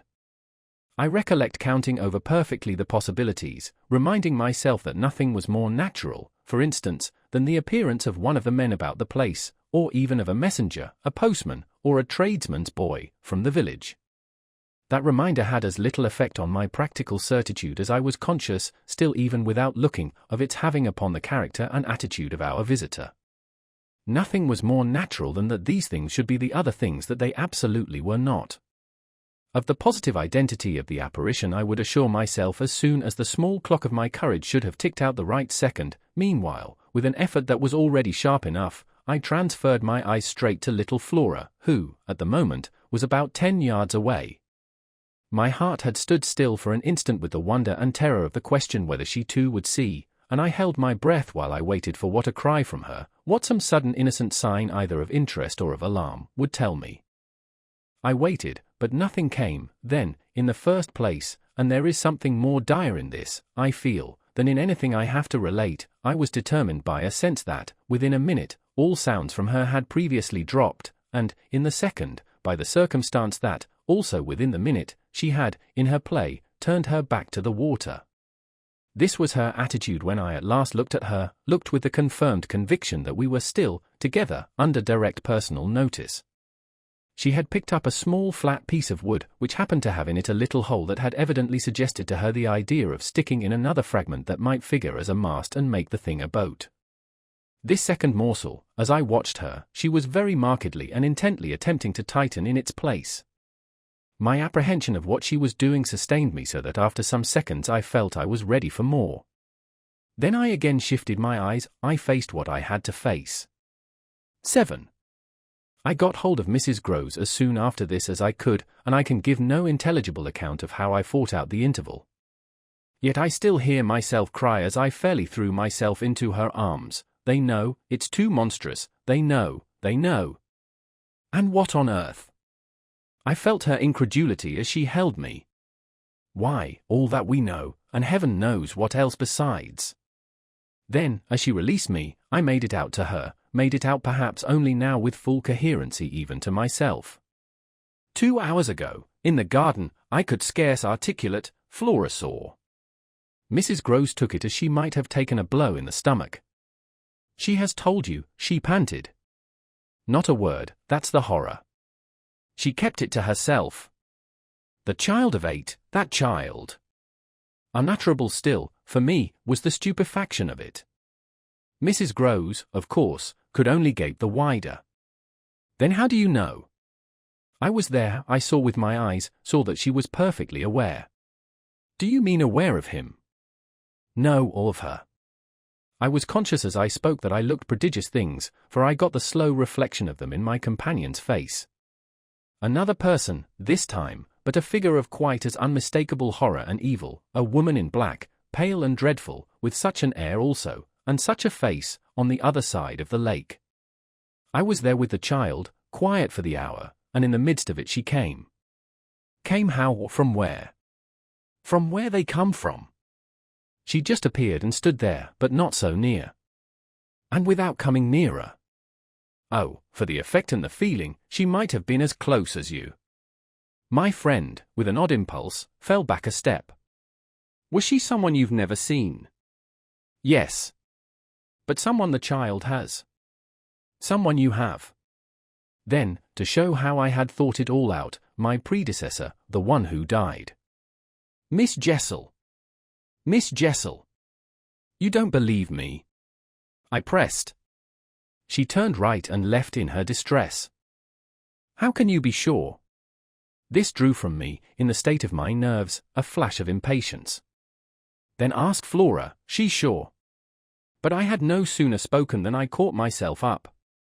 No, for God's sake, don't. She'll say she isn't, she'll lie. Mrs. Groves was not too bewildered instinctively to protest. Ah, how can you? Because I'm clear. Flora doesn't want me to know. It's only then to spare you. No, no, there are depths, depths. The more I go over it, the more I see in it, and the more I see in it, the more I fear. I don't know what I don't see, what I don't fear. Mrs. Groves tried to keep up with me. You mean you're afraid of seeing her again? Oh, no, that's nothing, now. Then I explained. It's of not seeing her. But my companion only looked WAN. I don't understand you. Why, it's that the child may keep it up, and that the child assuredly will, without my knowing it. At the image of this possibility Mrs. Groves for a moment collapsed, yet presently to pull herself together again, as if from the positive force of the sense of what, should we yield an inch, there would really be to give way to. Dear, dear, we must keep our heads. And after all, if she doesn't mind it. She even tried a grim joke. Perhaps she likes it. Like such things, a scrap of an infant. Isn't it just a proof of her blessed innocence? My friend bravely inquired. She brought me, for the instant, almost round. Oh, we must clutch at that, we must cling to it. If it isn't a proof of what you say, it's a proof of God knows what. For the woman's a horror of horrors. Mrs. Groves, at this, fixed her eyes a minute on the ground, then at last raising them, tell me how you know, she said. Then you admit it's what she was. I cried. Tell me how you know, my friend simply repeated. No? By seeing her. By the way she looked. At you, do you mean, so wickedly? Dear me, no, I could have borne that. She gave me never a glance. She only fixed the child. Mrs. Groves tried to see it. Fixed her? Ah, with such awful eyes. She stared at mine as if they might really have resembled them. Do you mean of dislike? God help us, no. Of something much worse. Worse than dislike. This left her indeed at a loss. With a determination indescribable. With a kind of fury of intention. I made her turn pale. Intention. To get hold of her. Mrs. Groves, her eyes just lingering on mine, gave a shudder and walked to the window, and while she stood there looking out I completed my statement. That's what Flora knows. After a little she turned round. The person was in black, you say. In mourning, rather poor, almost shabby. But yes, with extraordinary beauty. I now recognized to what I had at last, stroke by stroke, brought the victim of my confidence, for she quite visibly weighed this. Oh, handsome, very, very, I insisted, wonderfully handsome. But infamous. She slowly came back to me. Miss Jessel was infamous. She once more took my hand in both her own, holding it as tight as if to fortify me against the increase of alarm I might draw from this disclosure. They were both infamous, she finally said. So, for a little, we faced it once more together, and I found absolutely a degree of help in seeing it now so straight. "I appreciate," I said, "the great decency of your not having hitherto spoken, but the time has certainly come to give me the whole thing." She appeared to assent to this, but still only in silence, seeing which I went on, "I must have it now. Of what did she die?" Come, there was something between them. There was everything. In spite of the difference. Oh, of their rank, their condition, she brought it woefully out. She was a lady. I turned it over, I again saw. Yes, she was a lady. And he so dreadfully below, said Mrs. Groves. I felt that I doubtless needn't press too hard, in such company, on the place of a servant in the scale, but there was nothing to prevent an acceptance of my companion's own measure of my predecessor's abasement. There was a way to deal with that, and I dealt, the more readily for my full vision, on the evidence of our employer's late clever, good-looking own man, impudent, assured, spoiled, depraved. The fellow was a hound. Mrs. Groves considered as if it were perhaps a little a case for a sense of shades. I've never seen one like him. He did what he wished. With her? With them all. It was as if now in my friend's own eyes Miss Jessel had again appeared. I seemed at any rate, for an instant, to see their evocation of her as distinctly as I had seen her by the pond, and I brought out with decision, it must have been also what she wished. Mrs. Groves's face signified that it had been indeed, but she said at the same time, "Poor woman, she paid for it." "Then you do know what she died of?" I asked. "No, I know nothing." I wanted not to know, I was glad enough I didn't, and I thanked heaven she was well out of this. "Yet you had, then, your idea?" "Of her real reason for leaving?" "Oh, yes, as to that. She couldn't have stayed. Fancy it here, for a governess. And afterward I imagined, and I still imagine. And what I imagine is dreadful." "Not so dreadful as what I do," I replied, on which I must have shown her, as I was indeed but too conscious, affront of miserable defeat. It brought out again all her compassion for me, and at the renewed touch of her kindness my power to resist broke down. I burst, as I had, the other time, made her burst, into tears. She took me to her motherly breast, and my lamentation overflowed. "I don't do it," I sobbed in despair, "I don't save or shield them. It's far worse than I dreamed, they're lost." 8.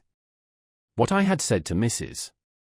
Groves was true enough. There were in the matter I had put before her depths and possibilities that I lacked resolution to sound, so that when we met once more in the wonder of it we were of a common mind about the duty of resistance to extravagant fancies. We were to keep our heads if we should keep nothing else, difficult indeed as that might be in the face of what, in our prodigious experience, was least to be questioned.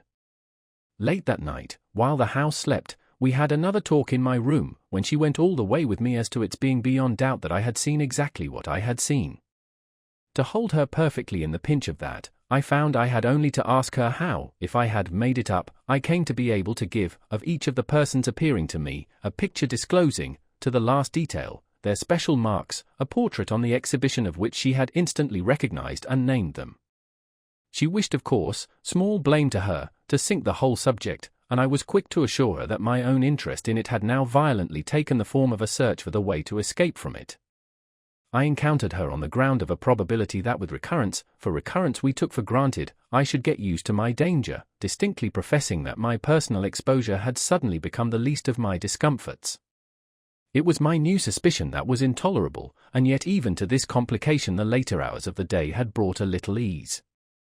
On leaving her, after my first outbreak, I had of course returned to my pupils, associating the right remedy for my dismay with that sense of their charm which I had already found to be a thing I could positively cultivate and which had never failed me yet.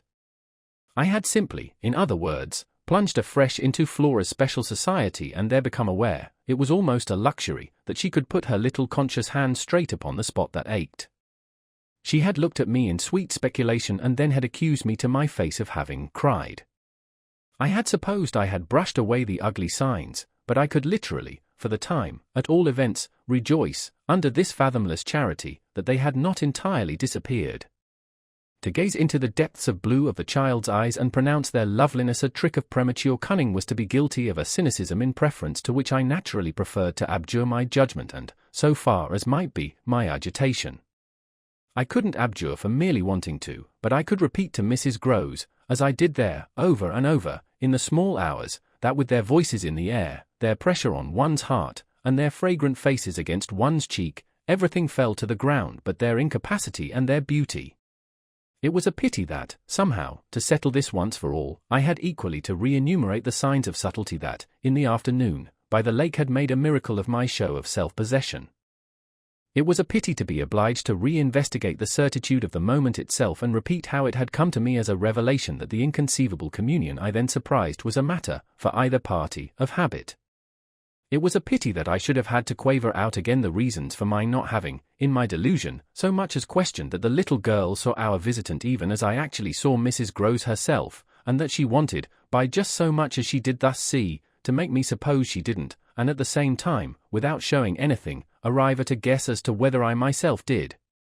It was a pity that I needed once more to describe the portentous little activity by which she sought to divert my attention, the perceptible increase of movement, the greater intensity of play, the singing, the gabbling of nonsense, and the invitation to romp. Yet if I had not indulged, to prove there was nothing in it, in this review, I should have missed the 2 or 3 dim elements of comfort that still remained to me. I should not, for instance, have been able to asseverate to my friend that I was certain, which was so much to the good, that I at least had not betrayed myself. I should not have been prompted, by stress of need, by desperation of mind, I scarce know what to call it, to invoke such further aid to intelligence as might spring from pushing my colleague fairly to the wall. She had told me, bit by bit, under pressure, a great deal, but a small shifty spot on the wrong side of it all still sometimes brushed my brow like the wing of a bat, and I remember how on this occasion, for the sleeping house and the concentration alike of our danger and our watch seemed to help, I felt the importance of giving the last jerk to the curtain. I don't believe anything so horrible, I recollect saying, no, let us put it definitely, my dear, that I don't.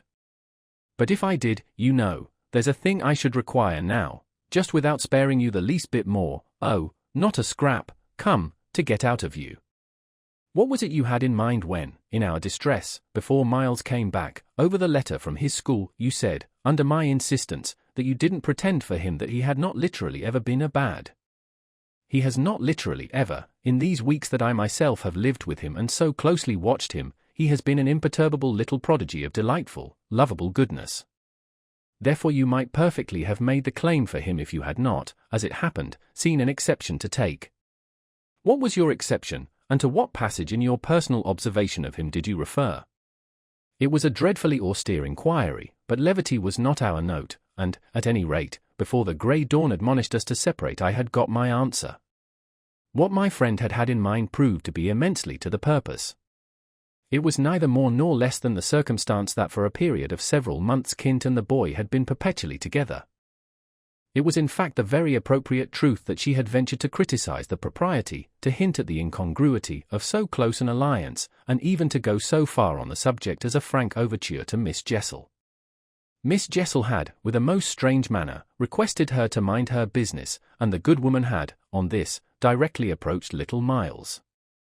What she had said to him, since I pressed, was that she liked to see young gentlemen not forget their station. I pressed again, of course, at this.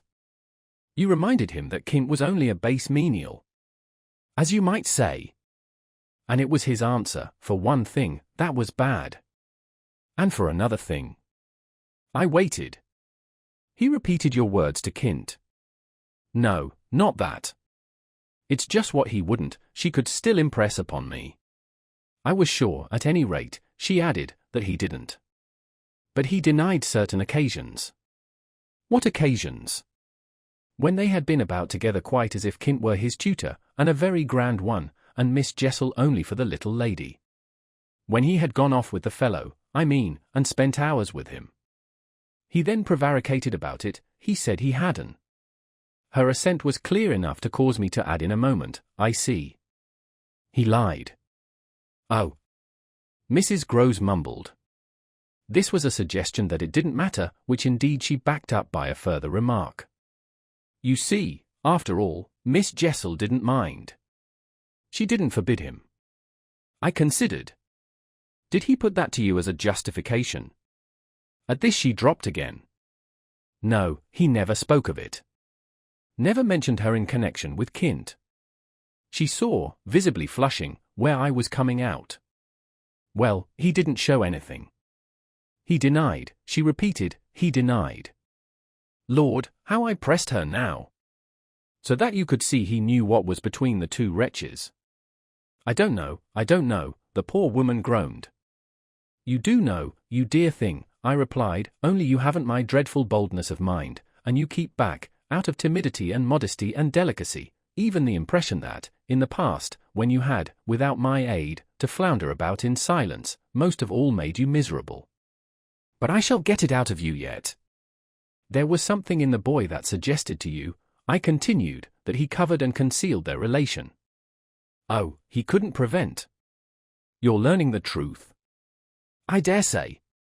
But, heavens, I fell, with vehemence, a-thinking, what it shows that they must, to that extent, have succeeded in making of him. Ah, nothing that's not nice now. Mrs. Groves lugubriously pleaded. I don't wonder you looked queer, I persisted, when I mentioned to you the letter from his school. I doubt if I looked as queer as you, she retorted with homely force. And if he was so bad then as that comes to, how is he such an angel now? Yes, indeed, and if he was a fiend at school. How? Well, I said in my torment, you must put it to me again, but I shall not be able to tell you for some days. Only, put it to me again. I cried in a way that made my friend stare.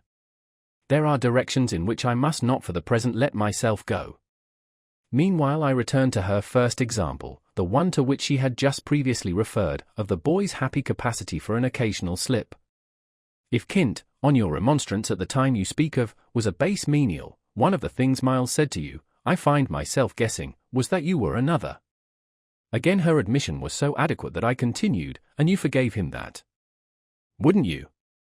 Oh, yes. And we exchanged there, in the stillness, a sound of the oddest amusement. Then I went on, at all events, while he was with the man. Miss Flora was with the woman. It suited them all. It suited me, too, I felt, only too well, by which I mean that it suited exactly the particularly deadly view I was in the very act of forbidding myself to entertain. But I so far succeeded in checking the expression of this view that I will throw, just here, no further light on it than may be offered by the mention of my final observation to Mrs. Groves. His having lied and been impudent are, I confess, less engaging specimens than I had hoped to have from you of the outbreak in him of the little natural man. Still, I mused, they must do, for they make me feel more than ever that I must watch. It made me blush, the next minute, to see in my friend's face how much more unreservedly she had forgiven him than her anecdote struck me as presenting to my own tenderness an occasion for doing. This came out when, at the schoolroom door, she quitted me. Surely you don't accuse him of carrying on an intercourse that he conceals from me? Ah, remember that, until further evidence, I now accuse nobody. Then, before shutting her out to go, by another passage, to her own place, I must just wait, I wound up. 9. I waited and waited, and the days, as they elapsed, took something from my consternation. A very few of them, in fact, passing, in constant sight of my pupils, without a fresh incident, sufficed to give to grievous fancies and even to odious memories a kind of brush of the sponge. I have spoken of the surrender to their extraordinary childish grace as a thing I could actively cultivate, and it may be imagined if I neglected now to address myself to this source for whatever it would yield. Stranger than I can express, certainly, was the effort to struggle against my new lights. It would doubtless have been, however, a great attention still had it not been so frequently successful. I used to wonder how my little charges could help guessing that I thought strange things about them, and the circumstances that these things only made them more interesting was not by itself a direct aid to keeping them in the dark. I trembled lest they should see that they were so immensely more interesting. Putting things at the worst, at all events, as in meditation I so often did, any clouding of their innocence could only be, blameless and foredoomed as they were, a reason the more for taking risks. There were moments when, by an irresistible impulse, I found myself catching them up and pressing them to my heart. As soon as I had done so I used to say to myself, what will they think of that? Doesn't it betray too much? It would have been easy to get into a sad, wild tangle about how much I might betray, but the real account, I feel, of the hours of peace that I could still enjoy was that the immediate charm of my companions was a beguilement still effective even under the shadow of the possibility that it was studied. For if it occurred to me that I might occasionally excite suspicion by the little outbreaks of my sharper passion for them, so too I remember wondering if I mightn't see a queerness in the traceable increase of their own demonstrations. They were at this period extravagantly and preternaturally fond of me, which, after all, I could reflect, was no more than a graceful response in children perpetually bowed over and hugged. The homage of which they were so lavish succeeded, in truth, for my nerves, quite as well as if I never appeared to myself, as I may say, literally to catch them at a purpose in it. They had never, I think, wanted to do so many things for their poor protectress, I mean, though they got their lessons better and better, which was naturally what would please her most, in the way of diverting, entertaining, surprising her, reading her passages, telling her stories, acting her charades, pouncing out at her, in disguises, as animals and historical characters, and above all astonishing her by the pieces they had secretly got by heart and could interminably recite.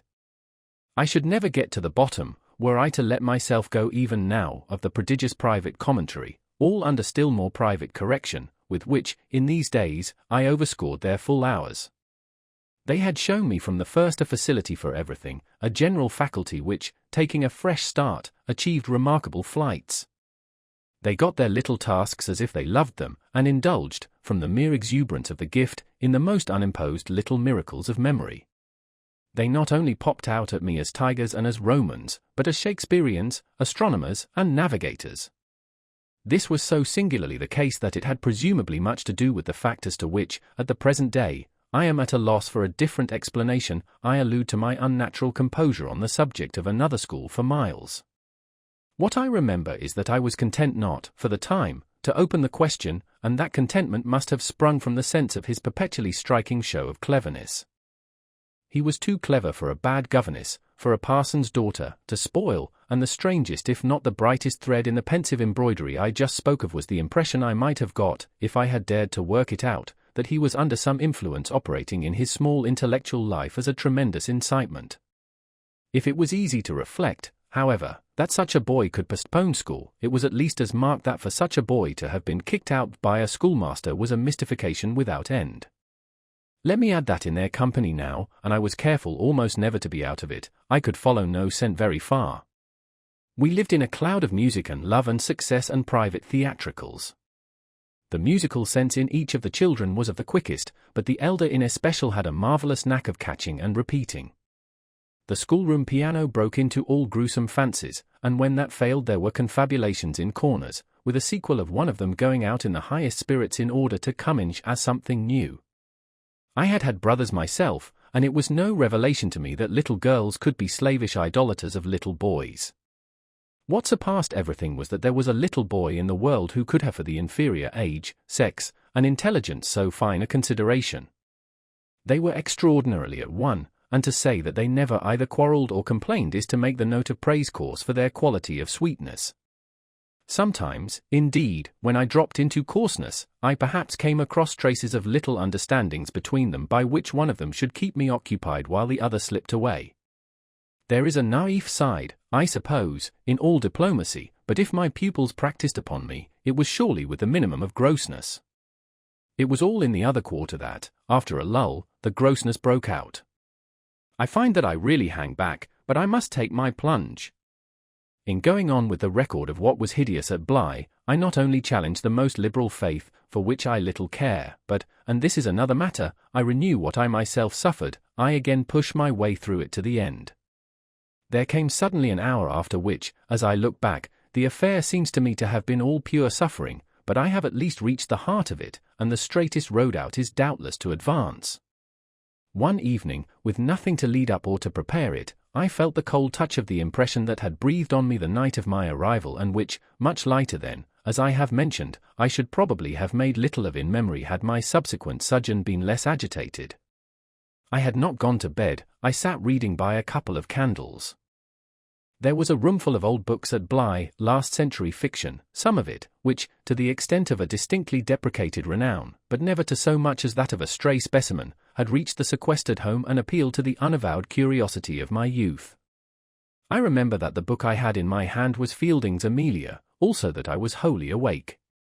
I recall further both a general conviction that it was horribly late and a particular objection to looking at my watch. I figure, finally, that the white curtain draping, in the fashion of those days, the head of Flora's little bed, shrouded, as I had assured myself long before, the perfection of childish rest. I recollect in short that, though I was deeply interested in my author, I found myself, at the turn of a page and with his spell all scattered, looking straight up from him and hard at the door of my room. There was a moment during which I listened, reminded of the faint sense I had had, the first night, of there being something undefinably astir in the house, and noted the soft breath of the open casement just move the half-drawn blind.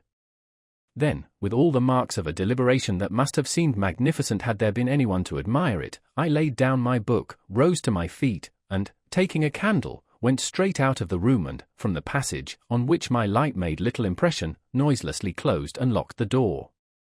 I can say now neither what determined nor what guided me, but I went straight along the lobby, holding my candle high, till I came within sight of the tall window that presided over the great turn of the staircase.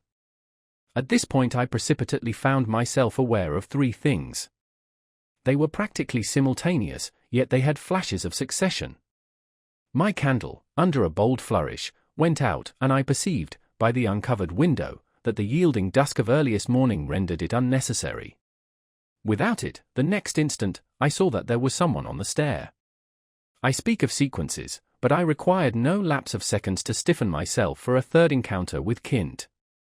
The apparition had reached the landing halfway up and was therefore on the spot nearest the window, where at sight of me, it stopped short and fixed me exactly as it had fixed me from the tower and from the garden. He knew me as well as I knew him, and so, in the cold, faint twilight, with a glimmer in the high glass and another on the polish of the oak stair below, we faced each other in our common intensity. He was absolutely, on this occasion, a living, detestable, dangerous presence. But that was not the wonder of wonders. I reserved this distinction for quite another circumstance, the circumstance that dread had unmistakably quitted me and that there was nothing in me there that didn't meet and measure him. I had plenty of anguish after that extraordinary moment, but I had, thank God, no terror. And he knew I had not. I found myself at the end of an instant magnificently aware of this.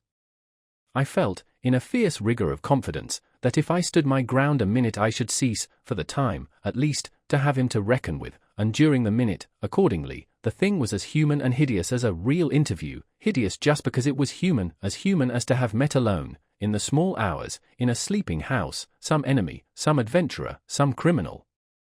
It was the dead silence of our long gaze at such close quarters that gave the whole horror, huge as it was, its only note of the unnatural.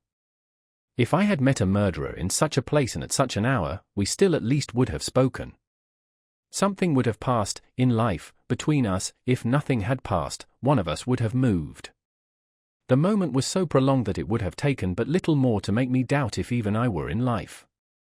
I can't express what followed it save by saying that the silence itself, which was indeed in a manner an attestation of my strength, became the element into which I saw the figure disappear, in which I definitely saw it turn as I might have seen the low wretch to which it had once belonged turn on receipt of an order, and pass, with my eyes on the villainous back that no hunch could have more disfigured, straight down the staircase and into the darkness in which the next bend was lost. 10. I remained a while at the top of the stair, but with the effect presently of understanding that when my visitor had gone, he had gone. Then I returned to my room. The foremost thing I saw there by the light of the candle I had left burning was that Flora's little bed was empty, and on this I caught my breath with all the terror that, 5 minutes before, I had been able to resist. I dashed at the place in which I had left her lying and over which, for the small silk counterpane and the sheets were disarranged, the white curtains had been deceivingly pulled forward. Then my step, to my unutterable relief, produced an answering sound. I perceived an agitation of the window blind, and the child, ducking down, emerged rosily from the other side of it. She stood there in so much of her candour and so little of her nightgown, with her pink bare feet and the golden glow of her curls. She looked intensely grave, and I had never had such a sense of losing an advantage acquired, the thrill of which had just been so prodigious, as on my consciousness that she addressed me with a reproach. "You naughty, where have you been?" Instead of challenging her own irregularity, I found myself arraigned and explaining. She herself explained, for that matter, with the loveliest, eagerest simplicity. She had known suddenly, as she lay there, that I was out of the room, and had jumped up to see what had become of me. I had dropped, with the joy of her reappearance, back into my chair, feeling then, and then only, a little faint, and she had pattered straight over to me, thrown herself upon my knee, given herself to be held with the flame of the candle full in the wonderful little face that was still flushed with sleep. I remember closing my eyes an instant, yieldingly, consciously, as before the excess of something beautiful that shone out of the blue of her own. "You were looking for me out of the window," I said. "You thought I might be walking in the grounds."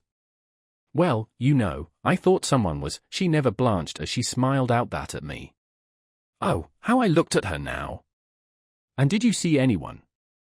"Ah, no," she returned, almost with the full privilege of childish inconsequence, resentfully, though with a long sweetness in her little drawl of the negative. At that moment, in the state of my nerves, I absolutely believed she lied, and if I once more closed my eyes it was before the dazzle of the 3 or 4 possible ways in which I might take this up.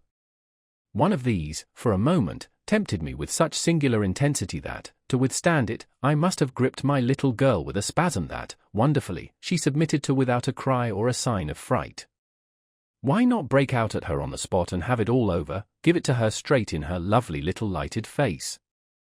You see, you know that you do and that you already quite suspect I believe it, therefore, why not frankly confess it to me, so that we may at least live with it together and learn perhaps, in the strangeness of our fate, where we are and what it means? This solicitation dropped, alas, as it came. If I could immediately have succumbed to it I might have spared myself, well, you'll see what. Instead of succumbing I sprang again to my feet, looked at her bed, and took a helpless middle way. "Why did you pull the curtain over the place to make me think you were still there?" Flora luminously considered, after which, with her little divine smile, "Because I don't like to frighten you." "But if I had, by your idea, gone out?" She absolutely declined to be puzzled. She turned her eyes to the flame of the candle as if the question were as irrelevant, or at any rate as impersonal, as Mrs. Marsit or 9 times 9. "Oh, but you know," she quite adequately answered, "that you might come back, you dear, and that you have." And after a little, when she had got into bed, I had, for a long time, by almost sitting on her to hold her hand, to prove that I recognized the pertinence of my return. You may imagine the general complexion, from that moment, of my nights. I repeatedly sat up till I didn't know when. I selected moments when my roommate unmistakably slept, and, stealing out, took noiseless turns in the passage and even pushed as far as to where I had last met Kint. But I never met him there again, and I may as well say at once that I on no other occasion saw him in the house. I just missed, on the staircase, on the other hand, a different adventure.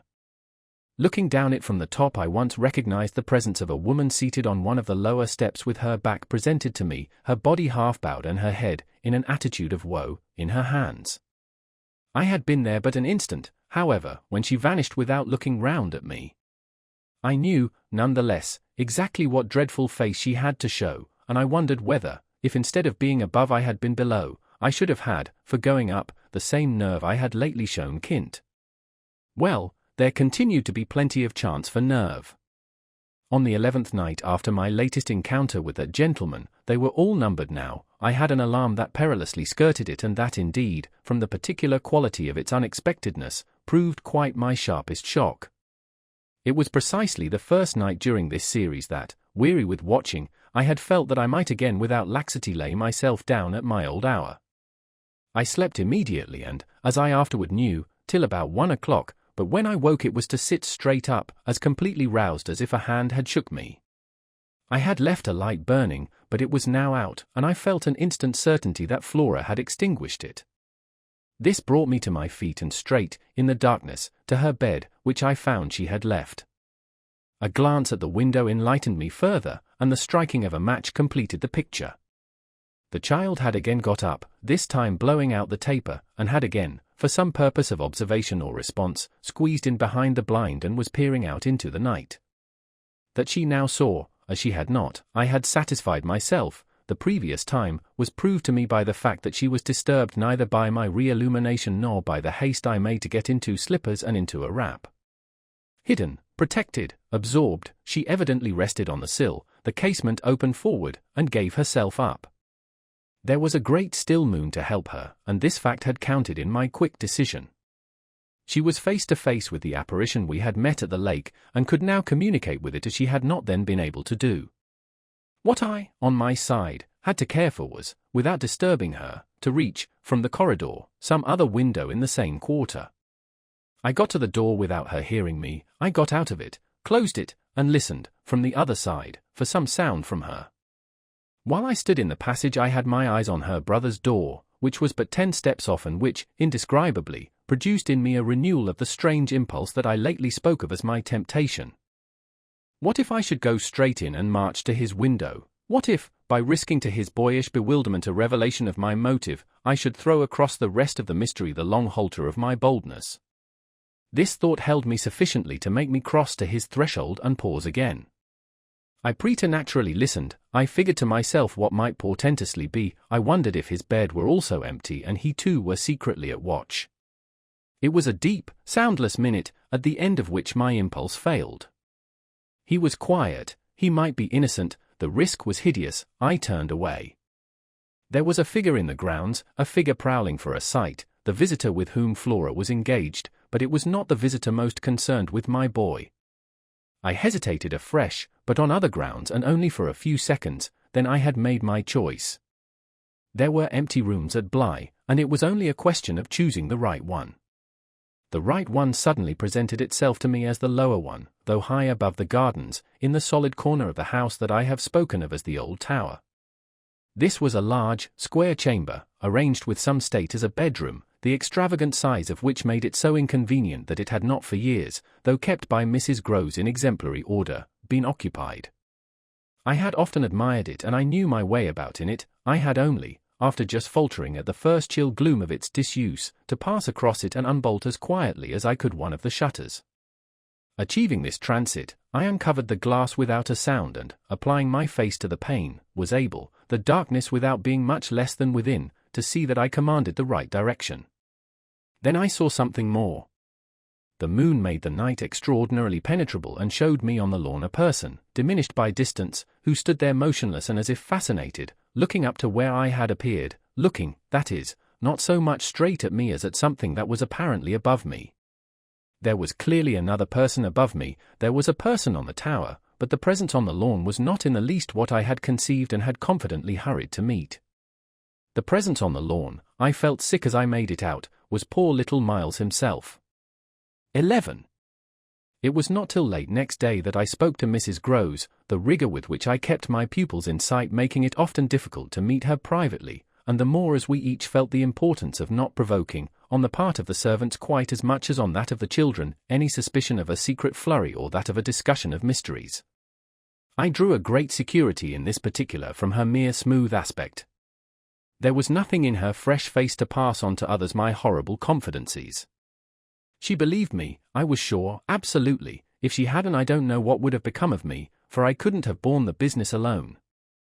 But she was a magnificent monument to the blessing of a want of imagination, and if she could see in our little charges nothing but their beauty and amiability, their happiness and cleverness, she had no direct communication with the sources of my trouble. If they had been at all visibly blighted or battered, she would doubtless have grown, on tracing it back, haggard enough to match them. As matters stood, however, I could feel her, when she surveyed them, with her large white arms folded and the habit of serenity in all her look, thank the Lord's mercy that if they were ruined the pieces would still serve. Flights of fancy gave place, in her mind, to a steady fireside glow, and I had already begun to perceive how, with the development of the conviction that, as time went on without a public accident, our young things could, after all, look out for themselves, she addressed her greatest solicitude to the sad case presented by their instructress. That, for myself, was a sound simplification. I could engage that, to the world, my face should tell no tales, but it would have been, in the conditions, an immense added strain to find myself anxious about hers. At the hour I now speak of she had joined me, under pressure, on the terrace, where, with the lapse of the season, the afternoon sun was now agreeable, and we sat there together while, before us, at a distance, but within call if we wished. The children strolled to and fro in one of their most manageable moods. They moved slowly, in unison, below us, over the lawn, the boy, as they went, reading aloud from a storybook and passing his arm round his sister to keep her quite in touch. Mrs. Groves watched them with positive placidity, then I caught the suppressed intellectual creak with which she conscientiously turned to take from me a view of the back of the tapestry. I had made her a receptacle of lurid things, but there was an odd recognition of my superiority, my accomplishments and my function, in her patience under my pain. She offered her mind to my disclosures as, had I wished to mix a witch's broth and proposed it with assurance, she would have held out a large clean saucepan. This had become thoroughly her attitude by the time that, in my recital of the events of the night, I reached the point of what Miles had said to me when, after seeing him, at such a monstrous hour, almost on the very spot where he happened now to be, I had gone down to bring him in, choosing then, at the window, with a concentrated need of not alarming the house, rather that method than a signal more resonant. I had left her meanwhile in little doubt of my small hope of representing with success even to her actual sympathy my sense of the real splendor of the little inspiration with which, after I had got him into the house, the boy met my final articulate challenge. As soon as I appeared in the moonlight on the terrace, he had come to me as straight as possible, on which I had taken his hand without a word and led him, through the dark spaces, up the staircase where Kint had so hungrily hovered for him, along the lobby where I had listened and trembled, and so to his forsaken room. Not a sound, on the way, had passed between us, and I had wondered, oh, how I had wondered, if he were groping about in his little mind for something plausible and not too grotesque. It would tax his invention, certainly, and I felt, this time, over his real embarrassment, a curious thrill of triumph. It was a sharp trap for the inscrutable. He couldn't play any longer at innocence, so how the deuce would he get out of it? There beat in me indeed, with the passionate throb of this question an equal dumb appeal as to how the deuce I should. I was confronted at last, as never yet, with all the risk attached even now to sounding my own horrid note. I remember in fact that as we pushed into his little chamber, where the bed had not been slept in at all and the window, uncovered to the moonlight, made the place so clear that there was no need of striking a match, I remember how I suddenly sank upon the edge of the bed from the force of the idea that he must know how he really, as they say, had me. He could do what he liked, with all his cleverness to help him, so long as I should continue to defer to the old tradition of the criminality of those caretakers of the young who minister to superstitions and fears. He had me indeed, and in a cleft stick, for who would ever absolve me, who would consent that I should go unhung, if, by the faintest tremor of an overture, I were the first to introduce into our perfect intercourse an element so dire? No, no, it was useless to attempt to convey to Mrs. Groves, just as it is scarcely less so to attempt to suggest here, how, in our short, stiff brush in the dark, he fairly shook me with admiration. I was of course thoroughly kind and merciful, never yet had I placed on his little shoulders hands of such tenderness as those with which, while I rested against the bed, I held him there well under fire. I had no alternative but, in form at least, to put it to him. You must tell me now, and all the truth. What did you go out for? What were you doing there? I can still see his wonderful smile, the whites of his beautiful eyes, and the uncovering of his little teeth shine to me in the dusk. If I tell you why, will you understand? My heart, at this, leaped into my mouth. Would he tell me why? I found no sound on my lips to press it, and I was aware of replying only with a vague, repeated, grimacing nod. He was gentleness itself, and while I wagged my head at him he stood there more than ever a little fairy prince.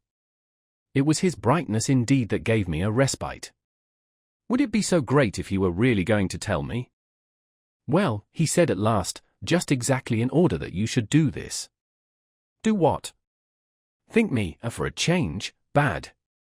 I shall never forget the sweetness and gaiety with which he brought out the word, nor how, on top of it, he bent forward and kissed me. It was practically the end of everything. I met his kiss and I had to make, while I folded him for a minute in my arms, the most stupendous effort not to cry. He had given exactly the account of himself that permitted least of my going behind it, and it was only with the effect of confirming my acceptance of it that, as I presently glanced about the room, I could say, "Then you didn't undress at all?" He fairly glittered in the gloom. "Not at all." I sat up and read. "And when did you go down?" At midnight. When I'm bad, I am bad. I see, it's charming. But how could you be sure I would know it? Oh, I arranged that with Flora. His answers rang out with a readiness. She was to get up and look out. Which is what she did do. It was I who fell into the trap. So she disturbed you, and, to see what she was looking at, you also looked, you saw. While you, I concurred, caught your death in the night air. He literally bloomed so from this exploit that he could afford radiantly to assent. How otherwise should I have been bad enough, he asked. Then, after another embrace, the incident and our interview closed on my recognition of all the reserves of goodness that, for his joke, he had been able to draw upon. 12. The particular impression I had received proved in the morning light, I repeat, not quite successfully presentable to Mrs. Groves, though I reinforced it with the mention of still another remark that he had made before we separated. It all lies in half a dozen words, I said to her, words that really settle the matter. Think, you know, what I might do. He threw that off to show me how good he is. He knows down to the ground what he might do. That's what he gave them a taste of at school. Lord, you do change, cried my friend. I don't change, I simply make it out. The four, depend upon it, perpetually meet. If on either of these last nights you had been with either child, you would clearly have understood. The more I've watched and waited, the more I've felt that if there were nothing else to make it sure, it would be made so by the systematic silence of each. Never, by a slip of the tongue, have they so much as alluded to either of their old friends, any more than Miles has alluded to his expulsion. Oh, yes, we may sit here and look at them, and they may show off to us there to their fill, but even while they pretend to be lost in their fairy tale, they're steeped in their vision of the dead restored. He's not reading to her, I declared, they're talking of them, they're talking horrors.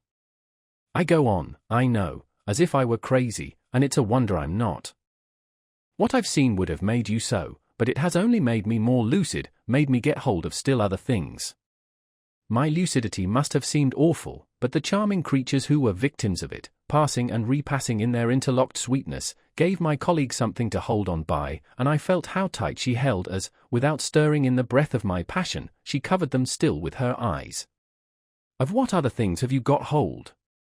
Why, of the very things that have delighted, fascinated, and yet, at bottom, as I now so strangely see, mystified and troubled me. They're more than earthly beauty, they're absolutely unnatural goodness. It's a game, I went on, it's a policy and a fraud. On the part of little darlings. As yet mere lovely babies? Yes, mad as that seems. The very act of bringing it out really helped me to trace it, follow it all up and piece it all together. They haven't been good, they've only been absent. It has been easy to live with them, because they're simply leading a life of their own. They're not mine, they're not ours. They're his and they're hers. Kint's and that woman's. Kint's and that woman's. They want to get to them. Oh, how, at this, poor Mrs. Groves appeared to study them. But for what? For the love of all the evil that, in those dreadful days, the pair put into them.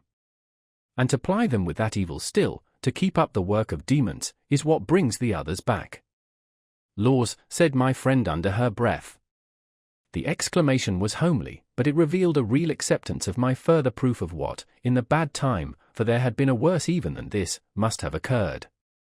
There could have been no such justification for me as the plain assent of her experience to whatever depth of depravity I found credible in our brace of scoundrels. It was in obvious submission of memory that she brought out after a moment, they were rascals. But what can they now do, she pursued. Do? I echoed so loud that Miles and Flora, as they passed at their distance, paused an instant in their walk and looked at us. Don't they do enough? I demanded in a lower tone, while the children, having smiled and nodded and kissed hands to us, resumed their exhibition. We were held by it a minute, then I answered, they can destroy them. At this my companion did turn, but the inquiry she launched was a silent one, the effect of which was to make me more explicit. They don't know, as yet, quite how, but they're trying hard.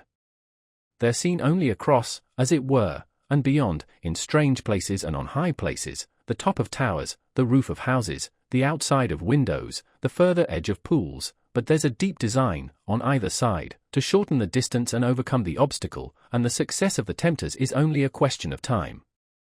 They've only to keep to their suggestions of danger, for the children to come and perish in the attempt. Mrs. Groves slowly got up, and I scrupulously added, unless, of course, we can prevent. Standing there before me while I kept my seat, she visibly turned things over. Their uncle must do the preventing. He must take them away. And who's to make him? She had been scanning the distance, but she now dropped on me a foolish face. You, miss. By writing to him that his house is poisoned and his little nephew and niece mad. But if they are, miss. And if I am myself, you mean?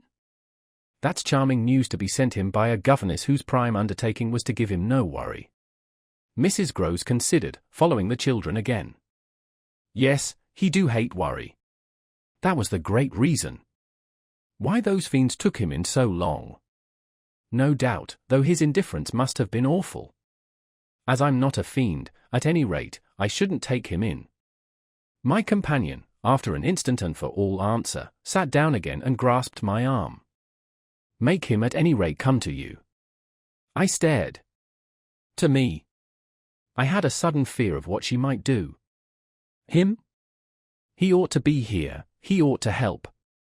I quickly rose, and I think I must have shown her a queerer face than ever yet. You see me asking him for a visit? No, with her eyes on my face she evidently couldn't. Instead of it even, as a woman reads another, she could see what I myself saw, his derision, his amusement, his contempt for the breakdown of my resignation at being left alone and for the fine machinery I had set in motion to attract his attention to my slighted charms. She didn't know, no one knew, how proud I had been to serve him and to stick to our terms, yet she none the less took the measure, I think, of the warning I now gave her. If you should so lose your head as to appeal to him for me. She was really frightened. Yes, miss. I would leave, on the spot, both him and you. 13. It was all very well to join them, but speaking to them proved quite as much as ever an effort beyond my strength, offered, in close quarters, difficulties as insurmountable as before. This situation continued a month, and with new aggravations and particular notes, the note above all, sharper and sharper, of the small ironic consciousness on the part of my pupils. It was not, I am as sure today as I was sure then, my mere infernal imagination. It was absolutely traceable that they were aware of my predicament and that this strange relation made, in a manner, for a long time, the air in which we moved. I don't mean that they had their tongues in their cheeks or did anything vulgar, for that was not one of their dangers. I do mean, on the other hand, that the element of the unnamed and untouched became, between us, greater than any other, and that so much avoidance could not have been so successfully effected without a great deal of tacit arrangement. It was as if, at moments, we were perpetually coming into sight of subjects before which we must stop short, turning suddenly out of alleys that we perceived to be blind, closing with a little bang that made us look at each other, for, like all bangs, it was something louder than we had intended, the doors we had indiscreetly opened. All roads lead to Rome, and there were times when it might have struck us that almost every branch of study or subject of conversation skirted forbidden ground. Forbidden ground was the question of the return of the dead in general and of whatever, in especial, might survive, in memory, of the friends little children had lost. There were days when I could have sworn that one of them had, with a small invisible nudge, said to the other, "She thinks she'll do it this time, but she won't." To do it would have been to indulge, for instance, and for once in a way, in some direct reference to the lady who had prepared them for my discipline. They had a delightful endless appetite for passages in my own history, to which I had again and again treated them. They were in possession of everything that had ever happened to me, had, with every circumstance, the story of my smallest adventures and of those of my brothers and sisters and of the cat and the dog at home, as well as many particulars of the eccentric nature of my father, of the furniture and arrangement of our house, and of the conversation of the old women of our village. There were things enough, taking one with another, to chatter about if one went very fast and knew by instinct when to go round. They pulled with an art of their own the strings of my invention and my memory, and nothing else perhaps, when I thought of such occasions afterward, gave me so the suspicion of being watched from under cover. It was in any case over my life, my past, and my friends alone that we could take anything like our ease, a state of affairs that led them sometimes without the least pertinence to break out into sociable reminders. I was invited, with no visible connection, to repeat a fresh Goody Gosling's celebrated MOT or to confirm the details already supplied as to the cleverness of the vicarage pony. It was partly at such junctures as these and partly at quite different ones that, with the turn my matters had now taken, my predicament, as I have called it, grew most sensible.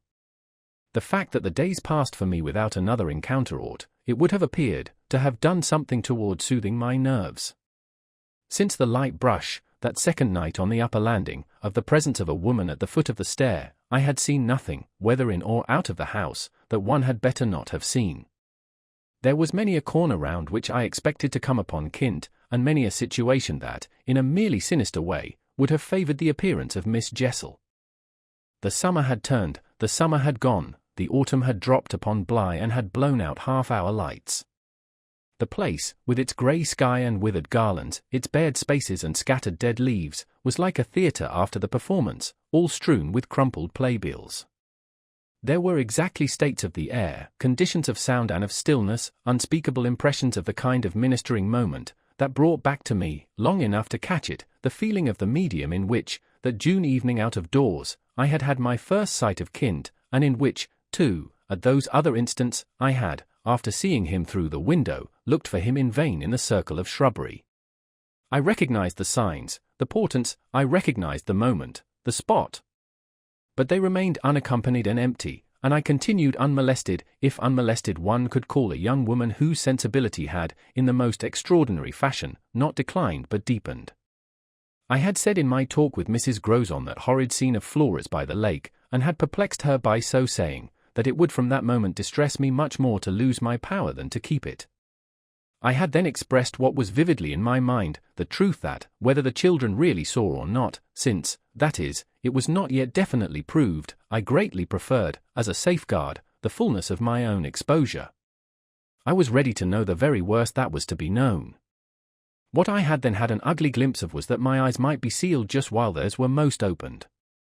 Well, my eyes were sealed, it appeared, at present, a consummation for which it seemed blasphemous not to thank God.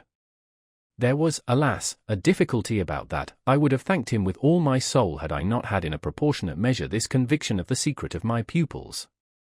How can I retrace today the strange steps of my obsession?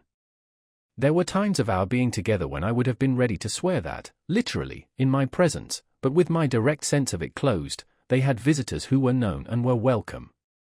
Then it was that, had I not been deterred by the very chance that such an injury might prove greater than the injury to be averted, my exultation would have broken out.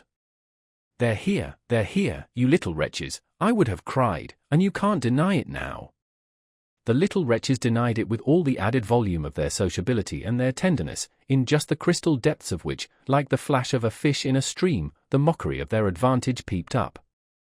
The shock, in truth, had sunk into me still deeper than I knew on the night when, looking out to see either Kint or Miss Jessel under the stars, I had beheld the boy over whose rest I watched and who had immediately brought in with him, had straightway, there, turned it on me ere the lovely upward look with which, from the battlements above me, the hideous apparition of Kint had played. If it was a question of a scare, my discovery on this occasion had scared me more than any other, and it was in the condition of nerves produced by it that I made my actual inductions. They harassed me so that sometimes, at odd moments, I shut myself up audibly to rehearse. It was at once a fantastic relief and a renewed despair, the manner in which I might come to the point. I approached it from one side and the other while, in my room, I flung myself about, but I always broke down in the monstrous utterance of names.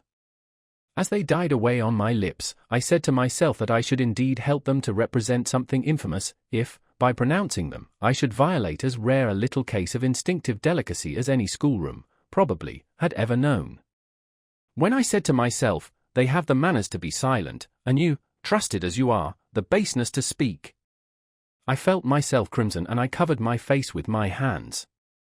After these secret scenes I chattered more than ever, going on volubly enough till one of our prodigious, palpable hushes occurred. I can call them nothing else, the strange, dizzy lift or swim, I try for terms, into a stillness, a pause of all life, that had nothing to do with the more or less noise that at the moment we might be engaged in making and that I could hear through any deepened exhilaration or quickened recitation or louder strum of the piano. Then it was that the others, the outsiders, were there.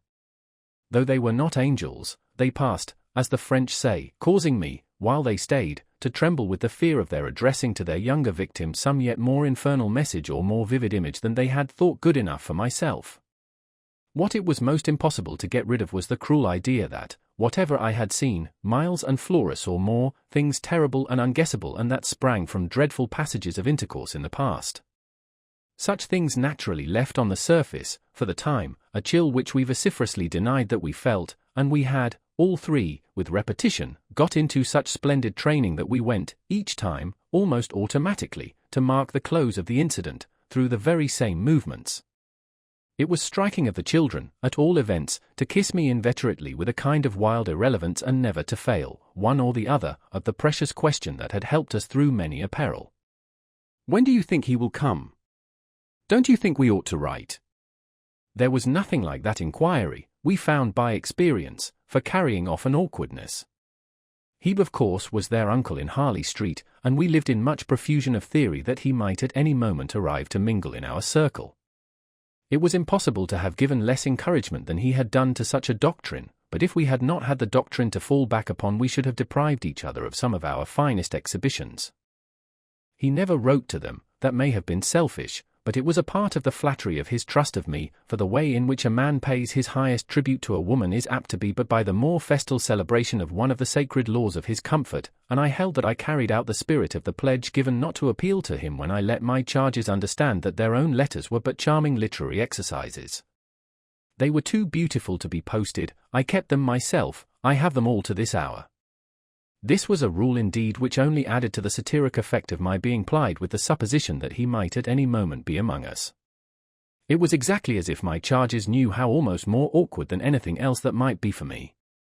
There appears to me, and moreover, as I look back, no note in all this more extraordinary than the mere fact that, in spite of my tension and of their triumph, I never lost patience with them. Adorable they must in truth have been, I now reflect, that I didn't in these days hate them. Would exasperation, however, if relief had longer been postponed, finally have betrayed me? It little matters, for relief arrived. I call it relief, though it was only the relief that a snap brings to a strain or the burst of a thunderstorm to a day of suffocation. It was at least change, and it came with a rush. 14. Walking to church a certain Sunday morning, I had little Miles at my side and his sister, in advance of us and at Mrs. Grose's, well in sight. It was a crisp, clear day, the first of its order for some time. The night had brought a touch of frost, and the autumn air, bright and sharp, made the church bells almost gay. It was an odd accident of thought that I should have happened at such a moment to be particularly and very gratefully struck with the obedience of my little charges. Why did they never resent my inexorable, my perpetual society?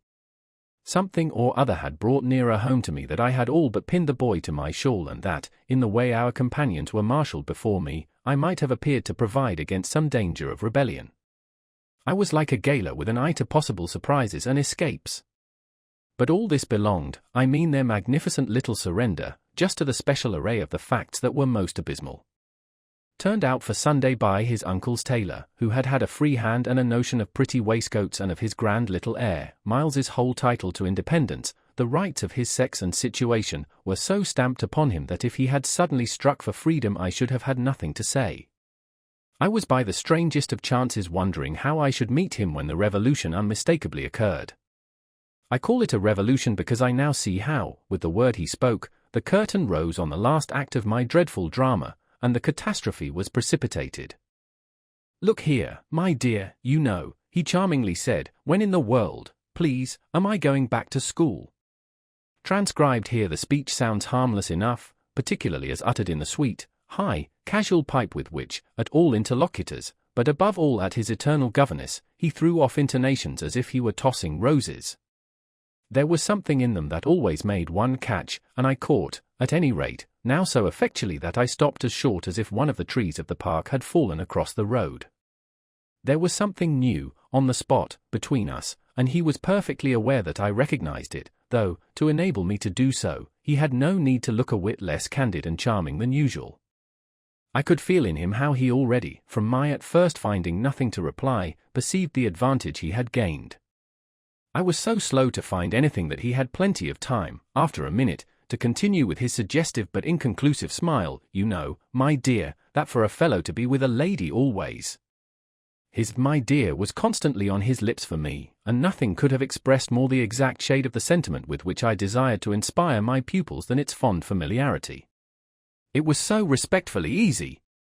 But, oh, how I felt that at present I must pick my own phrases. I remember that, to gain time, I tried to laugh, and I seemed to see in the beautiful face with which he watched me how ugly and queer I looked. "And always with the same lady?" I returned. He neither blanched nor winked. The whole thing was virtually out between us. "Ah, of course, she's a jolly, perfect lady, but, after all, I'm a fellow, don't you see? That's, well, getting on." I lingered there with him an instant ever so kindly.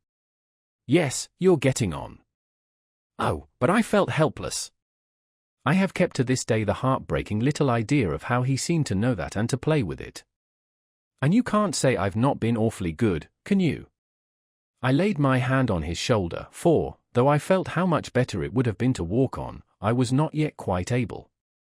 "No, I can't say that, Miles. Except just that one night, you know. That one night. I couldn't look as straight as he. Why, when I went out of the house." "Oh, yes. But I forget what you did it for." "You forget." He spoke with the sweet extravagance of childish reproach. "Why, it was to show you I could." "Oh, yes, you could. And I can again." I felt that I might, perhaps, after all, succeed in keeping my wits about me. "Certainly. But you won't." "No, not that again." "It was nothing." "It was nothing," I said. "But we must go on." He resumed our walk with me, passing his hand into my arm. "Then when am I going back?" I wore, in turning it over, my most responsible air. "Were you very happy at school?" He just considered. "Oh, I'm happy enough anywhere." "Well, then," I quavered, "if you're just as happy here." "Ah, but that isn't everything." "Of course you know a lot. But you hint that you know almost as much." I risked as he paused. "Not half I want to," Miles honestly professed. "But it isn't so much that." "What is it, then?" "Well, I want to see more life." I see. We had arrived within sight of the church and of various persons, including several of the household of Bly, on their way to it and clustered about the door to see us go in. I quickened our step. I wanted to get there before the question between us opened up much further. I reflected hungrily that, for more than an hour, he would have to be silent, and I thought with envy of the comparative dusk of the pew and of the almost spiritual help of the hassock on which I might bend my knees. I seemed literally to be running a race with some confusion to which he was about to reduce me, but I felt that he had got in first when, before we had even entered the churchyard, he threw out, "I want my own sort." It literally made me bound forward. "There are not many of your own sort, Miles." I laughed. "Unless perhaps dear little Flora." "You really compare me to a baby girl." This found me singularly weak. "Don't you, then, love our sweet Flora?" "If I didn't, and you, too, if I didn't," he repeated as if retreating for a jump, yet leaving his thoughts so unfinished that, after we had come into the gate, another stop, which he imposed on me by the pressure of his arm, had become inevitable. Mrs. Groves and Flora had passed into the church, the other worshippers had followed, and we were, for the minute, alone among the old, thick graves. We had paused, on the path from the gate, by a low, oblong, table-like tomb. "Yes, if you didn't." He looked, while I waited, at the graves. "Well, you know what." But he didn't move, and he presently produced something that made me drop straight down on the stone slab, as if suddenly to rest. "Does my uncle think what you think?" I markedly rested. "How do you know what I think?" "Ah, well, of course I don't, for it strikes me you never tell me." But I mean, does he know? Know what, Miles? Why, the way I'm going on. I perceived quickly enough that I could make, to this inquiry, no answer that would not involve something of a sacrifice of my employer. Yet it appeared to me that we were all, at Bly, sufficiently sacrificed to make that venial. I don't think your uncle much cares. Miles, on this, stood looking at me. Then don't you think he can be made to? In what way? Why, by his coming down. But who'll get him to come down? I will, the boy said with extraordinary brightness and emphasis. He gave me another look charged with that expression and then marched off alone into church. 15. The business was practically settled from the moment I never followed him. It was a pitiful surrender to agitation, but my being aware of this had somehow no power to restore me. I only sat there on my tomb and read into what my little friend had said to me the fullness of its meaning, by the time I had grasped the whole of which I had also embraced, for absence, the pretext that I was ashamed to offer my pupils and the rest of the congregation such an example of delay. What I said to myself above all was that Miles had got something out of me and that the proof of it, for him, would be just this awkward collapse. He had got out of me that there was something I was much afraid of and that he should probably be able to make use of my fear to gain, for his own purpose, more freedom. My fear was of having to deal with the intolerable question of the grounds of his dismissal from school, for that was really but the question of the horrors gathered behind. That his uncle should arrive to treat with me of these things was a solution that, strictly speaking, I ought now to have desired to bring on, but I could so little face the ugliness and the pain of it that I simply procrastinated and lived from hand to mouth. The boy, to my deep discomposure, was immensely in the right, was in a position to say to me, either you clear up with my guardian the mystery of this interruption of my studies, or you cease to expect me to lead with you a life that's so unnatural for a boy. What was so unnatural for the particular boy I was concerned with was this sudden revelation of a consciousness and a plan. That was what really overcame me, what prevented my going in. I walked round the church, hesitating, hovering. I reflected that I had already, with him, hurt myself beyond repair. Therefore I could patch up nothing, and it was too extreme an effort to squeeze beside him into the pew. He would be so much more sure than ever to pass his arm into mine and make me sit there for an hour in close, silent contact with his commentary on our talk.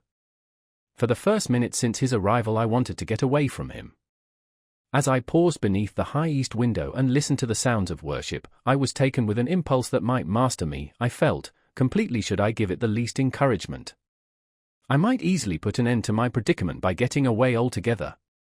Here was my chance, there was no one to stop me, I could give the whole thing up, turn my back and retreat. It was only a question of hurrying again, for a few preparations, to the house which the attendants at church of so many of the servants would practically have left unoccupied. No one, in short, could blame me if I should just drive desperately off. What was it to get away if I got away only till dinner? That would be in a couple of hours, at the end of which, I had the acute provision, my little pupils would play at innocent wonder about my non-appearance in their train. What did you do, you naughty, bad thing? Why in the world, to worry us so, and take our thoughts off, too, don't you know, did you desert us at the very door? I couldn't meet such questions nor, as they asked them, their false little lovely eyes, yet it was all so exactly what I should have to meet that, as the prospect grew sharp to me, I at last let myself go. I got, so far as the immediate moment was concerned, away. I came straight out of the churchyard and, thinking hard, retraced my steps through the park. It seemed to me that by the time I reached the house I had made up my mind I would fly. The Sunday stillness both of the approaches and of the interior, in which I met no one, fairly excited me with a sense of opportunity. Were I to get off quickly, this way, I should get off without a scene, without a word. My quickness would have to be remarkable, however, and the question of a conveyance was the great one to settle.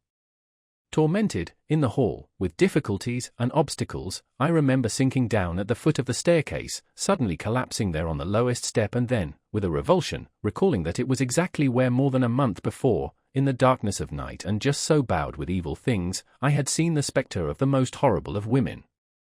At this I was able to straighten myself. I went the rest of the way up, I made, in my bewilderment, for the schoolroom, where there were objects belonging to me that I should have to take. But I opened the door to find again, in a flash, my eyes unsealed. In the presence of what I saw, I reeled straight back upon my resistance. Seated at my own table in clear noonday light, I saw a person whom, without my previous experience, I should have taken at the first blush for some housemaid who might have stayed at home to look after the place, and who, availing herself of rare relief from observation and of the schoolroom table and my pens, ink, and paper, had applied herself to the considerable effort of a letter to her sweetheart. There was an effort in the way that, while her arms rested on the table, her hands with evident weariness supported her head, but at the moment I took this in I had already become aware that, in spite of my entrance, her attitude strangely persisted. Then it was, with the very act of its announcing itself, that her identity flared up in a change of posture. She rose, not as if she had heard me, but with an indescribable grand melancholy of indifference and detachment, and, within a dozen feet of me, stood there as my vile predecessor. Dissonant and tragic, she was all before me, but even as I fixed and, for memory, secured it, the awful image passed away. Dark as midnight in her black dress, her haggard beauty and her unutterable woe, she had looked at me long enough to appear to say that her right to sit at my table was as good as mine to sit at hers. While these instants lasted, indeed, I had the extraordinary chill of feeling that it was I who was the intruder. It was as a wild protest against it that, actually addressing her, "You terrible, miserable woman," I heard myself break into a sound that, by the open door, rang through the long passage and the empty house. She looked at me as if she heard me, but I had recovered myself and cleared the air. There was nothing in the room the next minute but the sunshine and a sense that I must stay. 16. I had so perfectly expected that the return of my pupils would be marked by a demonstration that I was freshly upset at having to take into account that they were dumb about my absence. Instead of gaily denouncing and caressing me, they made no allusion to my having failed them, and I was left, for the time, on perceiving that she too said nothing, to study Mrs. Grose's odd face. I did this to such purpose that I made sure they had in some way bribed her to silence, at a silence that, however, I would engage to break down on the first private opportunity. This opportunity came before tea. I secured 5 minutes with her in the housekeeper's room, where, in the twilight, amid a smell of lately baked bread, but with the place all swept and garnished, I found her sitting in pained placidity before the fire. So I see her still, so I see her best, facing the flame from her straight chair in the dusky, shining room, a large clean image of the put away, of drawers closed and locked and rest without a remedy. Oh, yes, they asked me to say nothing, and to please them, so long as they were there of course I promised. But what had happened to you? I only went with you for the walk, I said. I had then to come back to meet a friend. She showed her surprise. A friend, you? Oh, yes, I have a couple. I laughed. But did the children give you a reason for not alluding to your leaving us? Yes, they said you would like it better. Do you like it better? My face had made her rueful. No, I like it worse. But after an instant I added, did they say why I should like it better? No, Master Miles only said, we must do nothing but what she likes. I wish indeed he would. And what did Flora say? Miss Flora was too sweet. She said, oh, of course, of course. And I said the same. I thought a moment. You were too sweet, too, I can hear you all. But nonetheless, between Miles and me, it's now all out. All out. My companion stared. But what, miss? Everything. It doesn't matter. I've made up my mind. I came home, my dear, I went on, for a talk with Miss Jessel. I had by this time formed the habit of having Mrs. Grose literally well in hand in advance of my sounding that note, so that even now, as she bravely blinked under the signal of my word, I could keep her comparatively firm. A talk? Do you mean she spoke? It came to that. I found her, on my return, in the schoolroom. And what did she say? I can hear the good woman still, and the candour of her stupefaction. That she suffers the torments. It was this, of a truth, that made her, as she filled out my picture, gape. Do you mean, she faltered, of the lost? Of the lost? Of the damned? And that's why, to share them, I faltered myself with the horror of it. But my companion, with less imagination, kept me up. To share them. She wants Flora. Mrs. Groves might, as I gave it to her, fairly have fallen away from me had I not been prepared. I still held her there, to show I was. As I've told you, however, it doesn't matter. Because you've made up your mind? But to what? To everything. And what do you call everything? Why, sending for their uncle. Oh, miss, in pity do, my friend broke out. Ah, but I will. I see it's the only way. What's out, as I told you, with Miles is that if he thinks I'm afraid to, and has ideas of what he gains by that, he shall see he's mistaken. Yes, his uncle shall have it here from me on the spot, and before the boy himself, if necessary, that if I'm to be reproached with having done nothing again about Moor School. Yes, miss, my companion pressed me. Well, there's that awful reason. There were now clearly so many of these for my poor colleague that she was excusable for being vague. But, which? Why, the letter from his old place. You'll show it to the master. I ought to have done so on the instant. Oh, no, said Mrs. Groves with decision.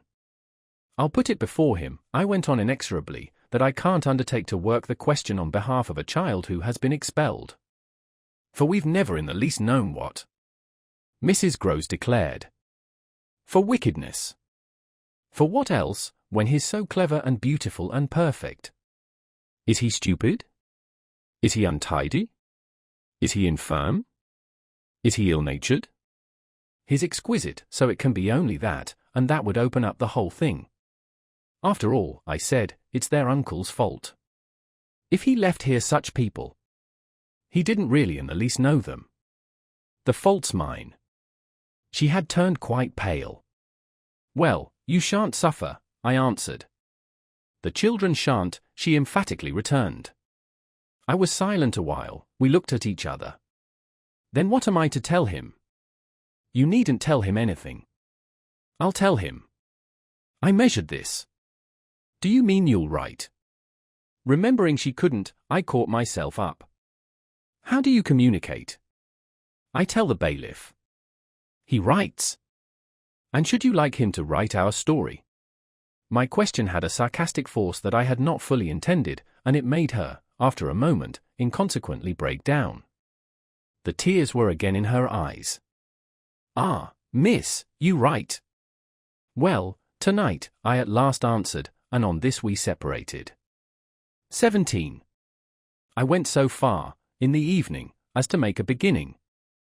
The weather had changed back, a great wind was abroad, and beneath the lamp, in my room, with Flora at peace beside me, I sat for a long time before a blank sheet of paper and listened to the lash of the rain and the batter of the gusts. Finally I went out, taking a candle, I crossed the passage and listened a minute at Miles's door. What, under my endless obsession, I had been impelled to listen for was some betrayal of his not being at rest, and I presently caught one, but not in the form I had expected. His voice tinkled out. I say, you there, come in. It was a gaiety in the gloom. I went in with my light and found him, in bed, very wide awake, but very much at his ease. Well, what are you up to? He asked with a grace of sociability in which it occurred to me that Mrs. Groves, had she been present, might have looked in vain for proof that anything was out. I stood over him with my candle. How did you know I was there? Why, of course I heard you. Did you fancy you made no noise?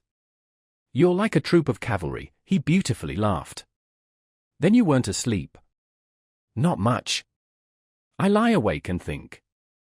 I had put my candle, designedly, a short way off, and then, as he held out his friendly old hand to me, had sat down on the edge of his bed. What is it, I asked, that you think of? What in the world, my dear, but you? Ah, the pride I take in your appreciation doesn't insist on that. I had so far rather you slept. Well, I think also, you know, of this queer business of ours. I marked the coolness of his firm little hand. Of what queer business, Miles? Why, the way you bring me up.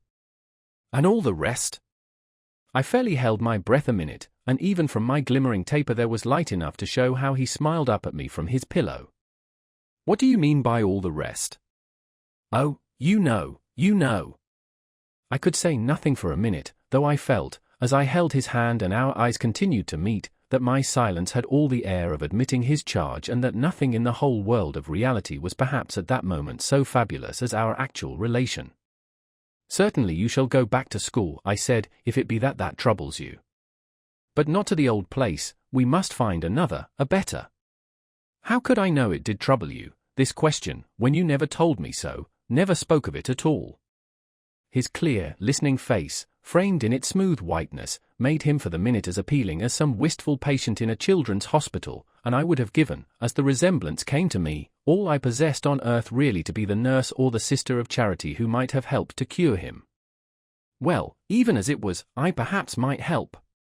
Do you know you've never said a word to me about your school, I mean the old one, never mentioned it in any way? He seemed to wonder, he smiled with the same loveliness. But he clearly gained time, he waited, he called for guidance. Haven't I? It wasn't for me to help him, it was for the thing I had met. Something in his tone and the expression of his face, as I got this from him, set my heart aching with such a pang as it had never yet known, so unutterably touching was it to see his little brain puzzled and his little resources taxed to play, under the spell laid on him, a part of innocence and consistency. No, never, from the hour you came back. You've never mentioned to me one of your masters, one of your comrades, nor the least little thing that ever happened to you at school. Never, little Miles, no, never, have you given me an inkling of anything that may have happened there. Therefore you can fancy how much I'm in the dark. Until you came out, that way, this morning, you had, since the first hour I saw you, scarce even made a reference to anything in your previous life. You seemed so perfectly to accept the present. It was extraordinary how my absolute conviction of his secret precocity, or whatever I might call the poison of an influence that I dared but half to phrase, made him, in spite of the faint breath of his inward trouble, appear as accessible as an older person, imposed him almost as an intellectual equal. I thought you wanted to go on as you are. It struck me that at this he just faintly coloured. He gave, at any rate, like a convalescent slightly fatigued, a languid shake of his head. I don't. I want to get away. You're tired of Bly? Oh, no, I like Bly. Well, then? Oh, you know what a boy wants. I felt that I didn't know so well as Miles, and I took temporary refuge. You want to go to your uncle?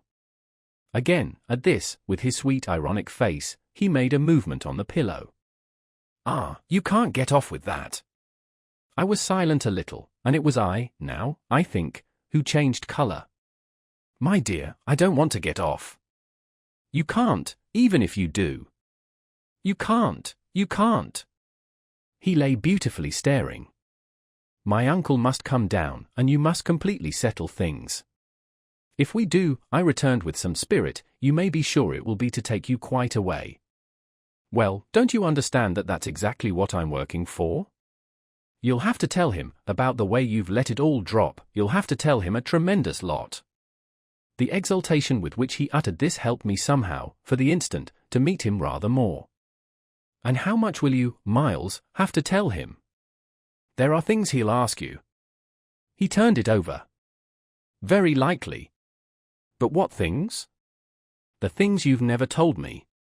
To make up his mind what to do with you. He can't send you back. Oh, I don't want to go back, he broke in. I want a new field. He said it with admirable serenity, with positive unimpeachable gaiety, and doubtless it was that very note that most evoked for me the poignancy, the unnatural childish tragedy, of his probable reappearance at the end of 3 months with all this bravado and still more dishonor. It overwhelmed me now that I should never be able to bear that, and it made me let myself go. I threw myself upon him and in the tenderness of my pity I embraced him. Dear little Miles, dear little Miles. My face was close to his, and he let me kiss him, simply taking it with indulgent good humor. Well, old lady. Is there nothing at all that you want to tell me? He turned off a little, facing round toward the wall and holding up his hand to look at as one had seen sick children look. I told you this morning. Oh, I was sorry for him. That you just want me not to worry you. He looked round at me now, as if in recognition of my understanding him, then ever so gently, "To let me alone," he replied. There was even a singular little dignity in it, something that made me release him, yet, when I had slowly risen, linger beside him. God knows I never wished to harass him, but I felt that merely, at this, to turn my back on him was to abandon or, to put it more truly, to lose him. "I've just begun a letter to your uncle," I said. "Well, then, finish it." I waited a minute. "What happened before?" He gazed up at me again. "Before what?" "Before you came back. And before you went away." For some time he was silent, but he continued to meet my eyes. "What happened?" It made me, the sound of the words, in which it seemed to me that I caught for the very first time a small faint quaver of consenting consciousness, it made me drop on my knees beside the bed and seize once more the chance of possessing him. Dear little Miles, if you knew how I want to help you. It's only that, it's nothing but that, and I'd rather die than give you a pain or do you a wrong, I'd rather die than hurt a hair of you. Dear little Miles, oh, I brought it out now even if I should go too far, I just want you to help me to save you. But I knew in a moment after this that I had gone too far. The answer to my appeal was instantaneous, but it came in the form of an extraordinary blast and chill, a gust of frozen air, and a shake of the room as great as if, in the wild wind, the casement had crashed in.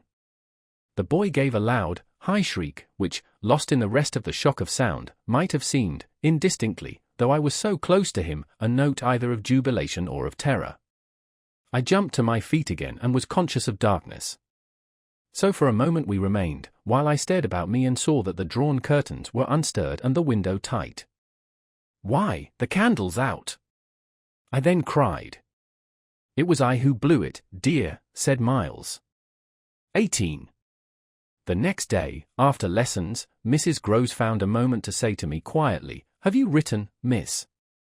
"Yes, I've written." But I didn't add, for the hour, that my letter, sealed and directed, was still in my pocket. There would be time enough to send it before the messenger should go to the village. Meanwhile there had been, on the part of my pupils, no more brilliant, more exemplary morning. It was exactly as if they had both had at heart to gloss over any recent little friction. They performed the dizziest feats of arithmetic, soaring quite out of my feeble range, and perpetrated, in higher spirits than ever, geographical and historical jokes. It was conspicuous of course in Miles in particular that he appeared to wish to show how easily he could let me down. This child, to my memory, really lives in a setting of beauty and misery that no words can translate. There was a distinction all his own in every impulse he revealed. Never was a small natural creature, to the uninitiated eye all frankness and freedom, a more ingenious, a more extraordinary little gentleman. I had perpetually to guard against the wonder of contemplation into which my initiated view betrayed me, to check the irrelevant gaze and discouraged sigh in which I constantly both attacked and renounced the enigma of what such a little gentleman could have done that deserved a penalty. Say that, by the dark prodigy I knew, the imagination of all evil had been opened up to him, all the justice within me ached for the proof that it could ever have flowered into an act. He had never, at any rate, been such a little gentleman as when, after our early dinner on this dreadful day, he came round to me and asked if I shouldn't like him, for half an hour, to play to me. David playing to Saul could never have shown a finer sense of the occasion. It was literally a charming exhibition of tact, of magnanimity, and quite tantamount to his saying outright, "The true knights we love to read about never push an advantage too far." I know what you mean now. You mean that, to be let alone yourself and not followed up, you'll cease to worry and spy upon me, won't keep me so close to you, will let me go and come. Well, I'm come, you see, but I don't go. There'll be plenty of time for that. I do really delight in your society, and I only want to show you that I contended for a principle. It may be imagined whether I resisted this appeal or failed to accompany him again, hand in hand, to the schoolroom. He sat down at the old piano and played as he had never played, and if there are those who think he had better have been kicking a football, I can only say that I wholly agree with them. For at the end of a time that under his influence I had quite ceased to measure, I started up with a strange sense of having literally slept at my post. It was after luncheon, and by the schoolroom fire, and yet I hadn't really, in the least, slept. I had only done something much worse, I had forgotten. Where, all this time, was Flora? When I put the question to Miles, he played on a minute before answering and then could only say, "Why, my dear, how do I know?" Breaking moreover into a happy laugh which, immediately after, as if it were a vocal accompaniment, he prolonged into incoherent, extravagant song. I went straight to my room, but his sister was not there. Then, before going downstairs, I looked into several others. As she was nowhere about, she would surely be with Mrs. Groves, whom, in the comfort of that theory, I accordingly proceeded in quest of. I found her where I had found her the evening before, but she met my quick challenge with blank, scared ignorance. She had only supposed that, after the repast, I had carried off both the children, as to which she was quite in her right, for it was the very first time I had allowed the little girl out of my sight without some special provision. Of course now indeed she might be with the maids, so that the immediate thing was to look for her without an air of alarm. This we promptly arranged between us, but when, 10 minutes later and in pursuance of our arrangement, we met in the hall, it was only to report on either side that after guarded inquiries we had altogether failed to trace her. For a minute there, apart from observation, we exchanged mute alarms, and I could feel with what high interest my friend returned me all those I had from the first given her. "She'll be above," she presently said, "in one of the rooms you haven't searched." "No, she's at a distance." I had made up my mind. "She has gone out." Mrs. Groves stared.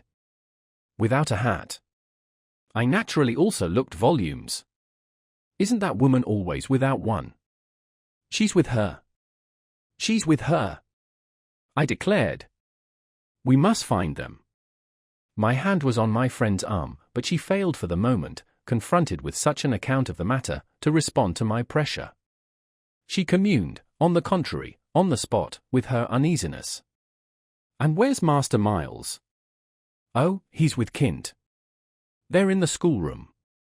"Lord, miss!" My view, I was myself aware, and therefore I suppose my tone, had never yet reached so calm an assurance. "The trick's played," I went on, "they've successfully worked their plan." He found the most divine little way to keep me quiet while she went off. "Divine?"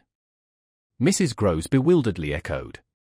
"Infernal, then," I almost cheerfully rejoined. "He has provided for himself as well."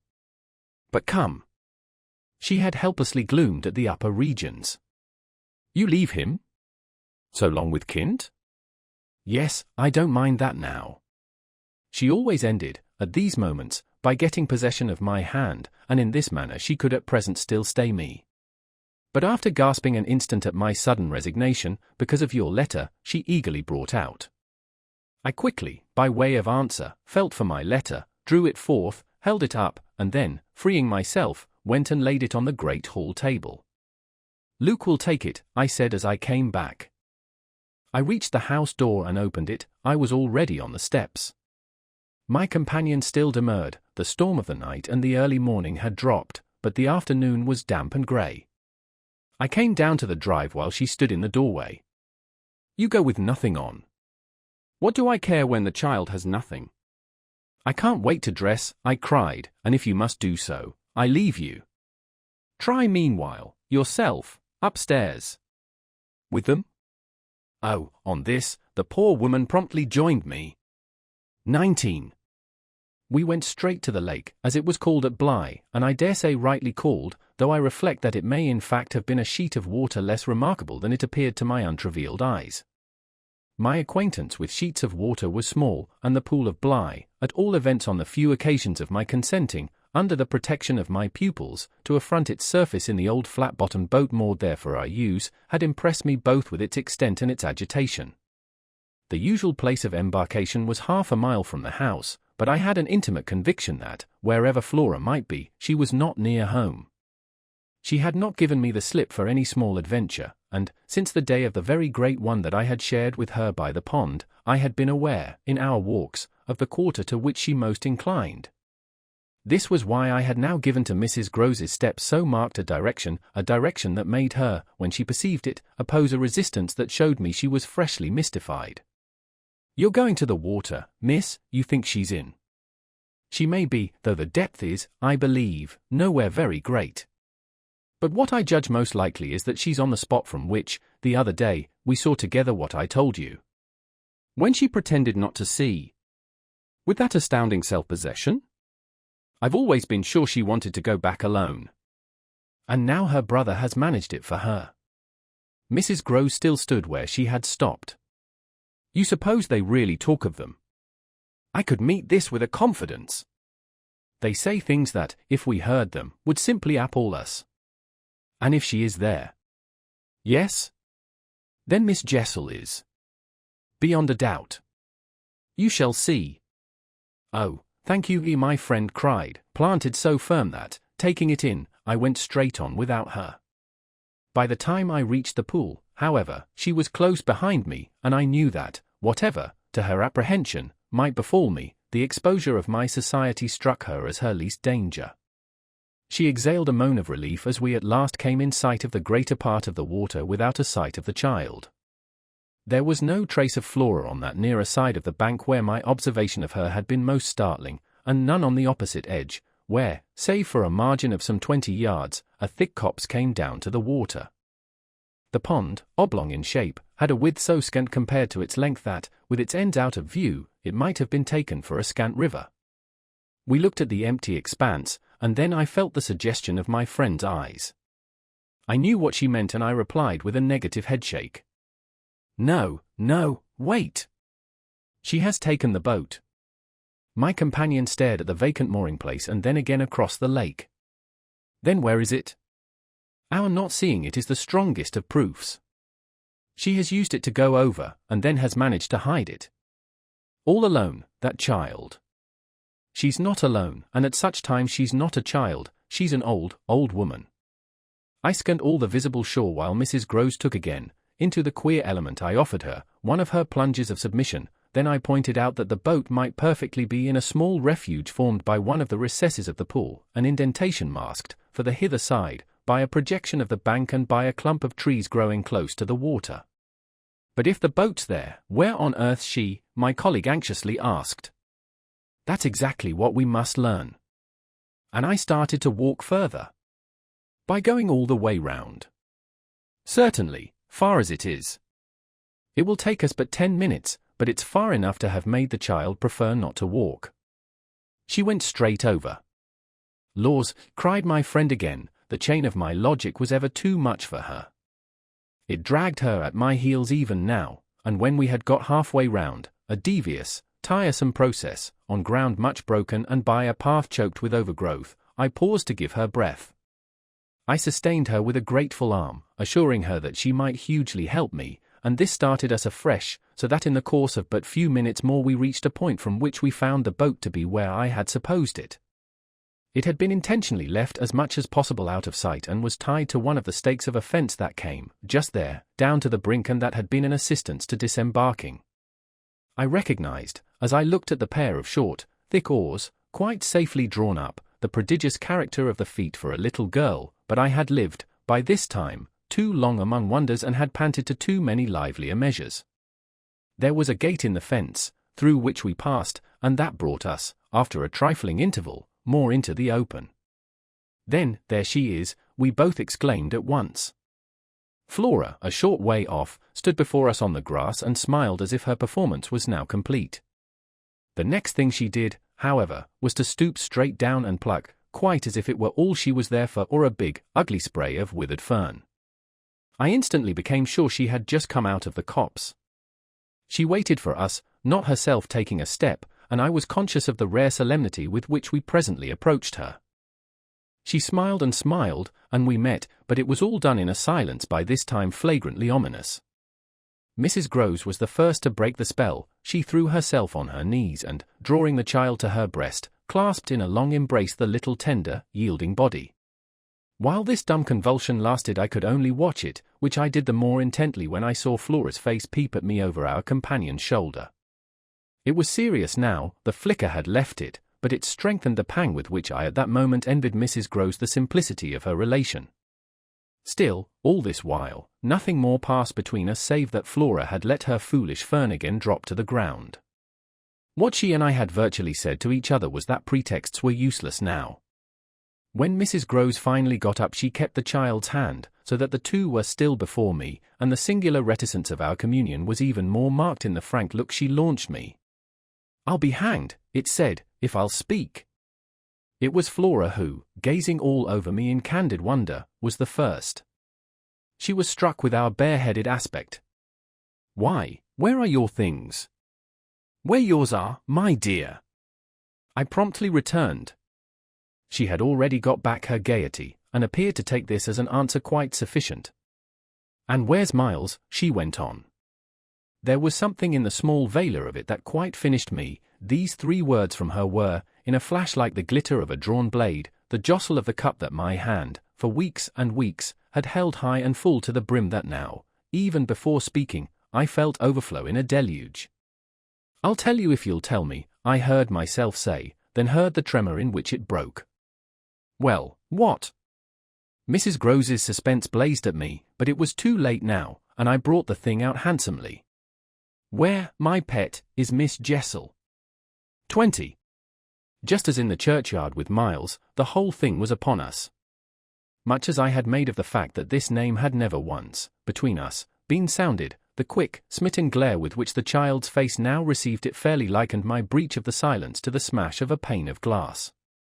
It added to the interposing cry, as if to stay the blow, that Mrs. Groves, at the same instant, uttered over my violence, the shriek of a creature scared, or rather wounded, which, in turn, within a few seconds, was completed by a gasp of my own. I seized my colleague's arm. "She's there, she's there." Miss Jessel stood before us on the opposite bank exactly as she had stood the other time, and I remember, strangely, as the first feeling now produced in me, my thrill of joy at having brought on a proof. She was there, and I was justified. She was there, and I was neither cruel nor mad. She was there for poor scared Mrs.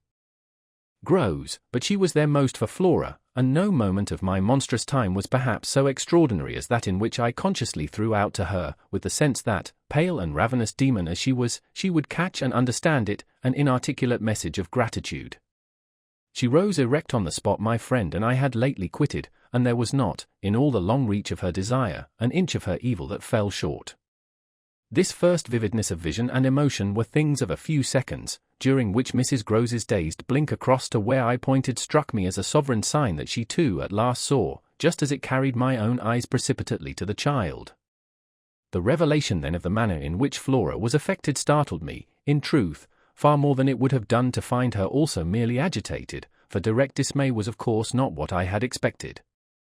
Prepared and on her guard as our pursuit had actually made her, she would repress every betrayal, and I was therefore shaken, on the spot, by my first glimpse of the particular one for which I had not allowed to see her, without a convulsion of her small pink face, not even feign to glance in the direction of the prodigy I announced, but only, instead of that, turn at me an expression of hard, still gravity, an expression absolutely new and unprecedented and that appeared to read and accuse and judge me. This was a stroke that somehow converted the little girl herself into the very presence that could make me quail.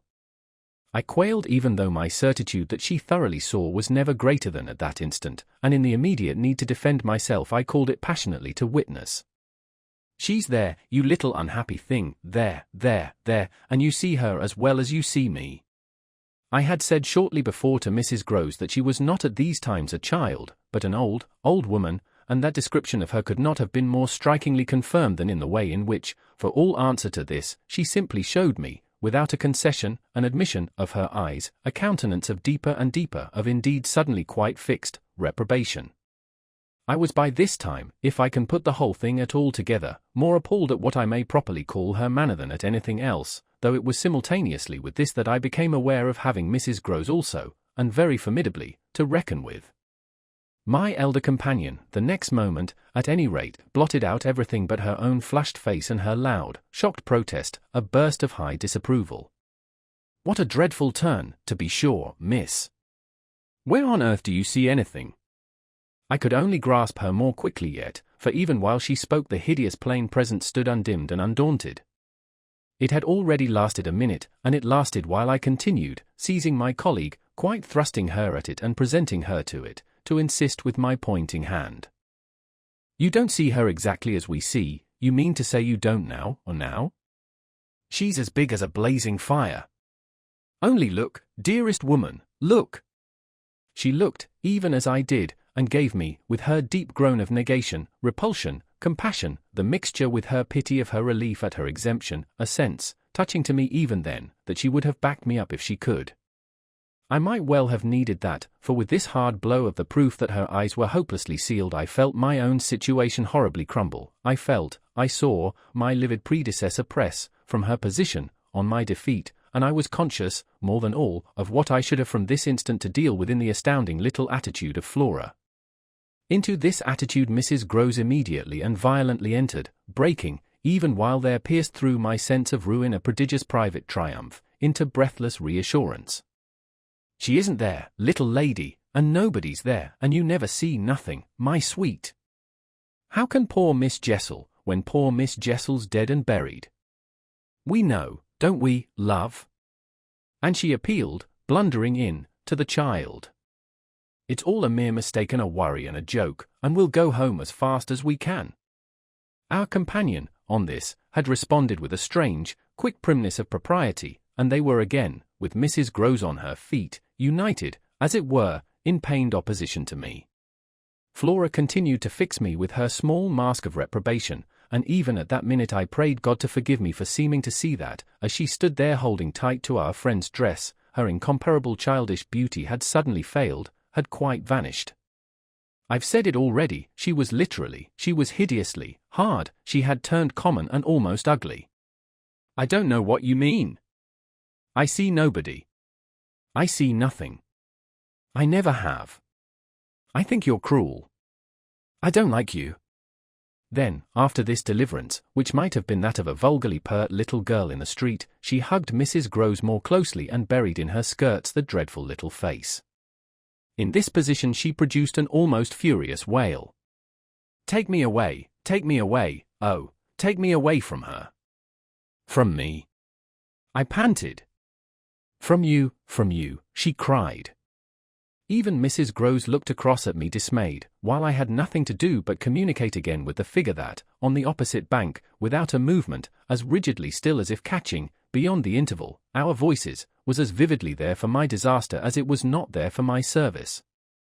The wretched child had spoken exactly as if she had got from some outside source each of her stabbing little words, and I could therefore, in the full despair of all I had to accept, but sadly shake my head at her. If I had ever doubted, all my doubt would at present have gone. I've been living with the miserable truth, and now it has only too much closed round me.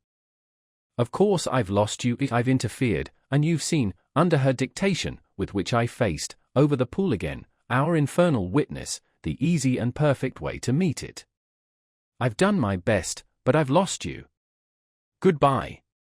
For Mrs. Groves I had an imperative, an almost frantic go, before which, in infinite distress, but mutely possessed of the little girl and clearly convinced, in spite of her blindness, that something awful had occurred and some collapse engulfed us, she retreated, by the way we had come, as fast as she could move. Of what first happened when I was left alone I had no subsequent memory. I only knew that at the end of, I suppose, a quarter of an hour, an odorous dampness and roughness, chilling and piercing my trouble, had made me understand that I must have thrown myself, on my face, on the ground and given way to a wildness of grief. I must have lain there long and cried and sobbed, for when I raised my head the day was almost done. I got up and looked a moment, through the twilight, at the grey pool and its blank, haunted edge, and then I took, back to the house, my dreary and difficult course. When I reached the gate in the fence the boat, to my surprise, was gone, so that I had a fresh reflection to make on Flora's extraordinary command of the situation. She passed that night, by the most tacit, and I should add, were not the word so grotesque a false note, the happiest of arrangements, with Mrs. Groves. I saw neither of them on my return, but, on the other hand, as by an ambiguous compensation, I saw a great deal of Miles. I can use no other phrase, so much of him that it was as if it were more than it had ever been. No evening I had passed at Bly had the portentous quality of this one, in spite of which, and in spite also of the deeper depths of consternation that had opened beneath my feet, there was literally, in the ebbing actual, an extraordinarily sweet sadness. On reaching the house, I had never so much as looked for the boy. I had simply gone straight to my room to change what I was wearing and to take in, at a glance, much material testimony to Flora's rupture. Her little belongings had all been removed. When later, by the schoolroom fire, I was served with tea by the usual maid, I indulged, on the article of my other pupil, in no inquiry whatever. He had his freedom now, he might have it to the end. Well, he did have it, and it consisted, in part at least, of his coming in at about 8 o'clock and sitting down with me in silence. On the removal of the tea things, I had blown out the candles and drawn my chair closer. I was conscious of a mortal coldness and felt as if I should never again be warm. So, when he appeared, I was sitting in the glow with my thoughts. He paused a moment by the door as if to look at me, then, as if to share them, came to the other side of the hearth and sank into a chair. We sat there in absolute stillness, yet he wanted, I felt, to be with me. 21. Before a new day, in my room, had fully broken, my eyes opened to Mrs. Groves, who had come to my bedside with worse news.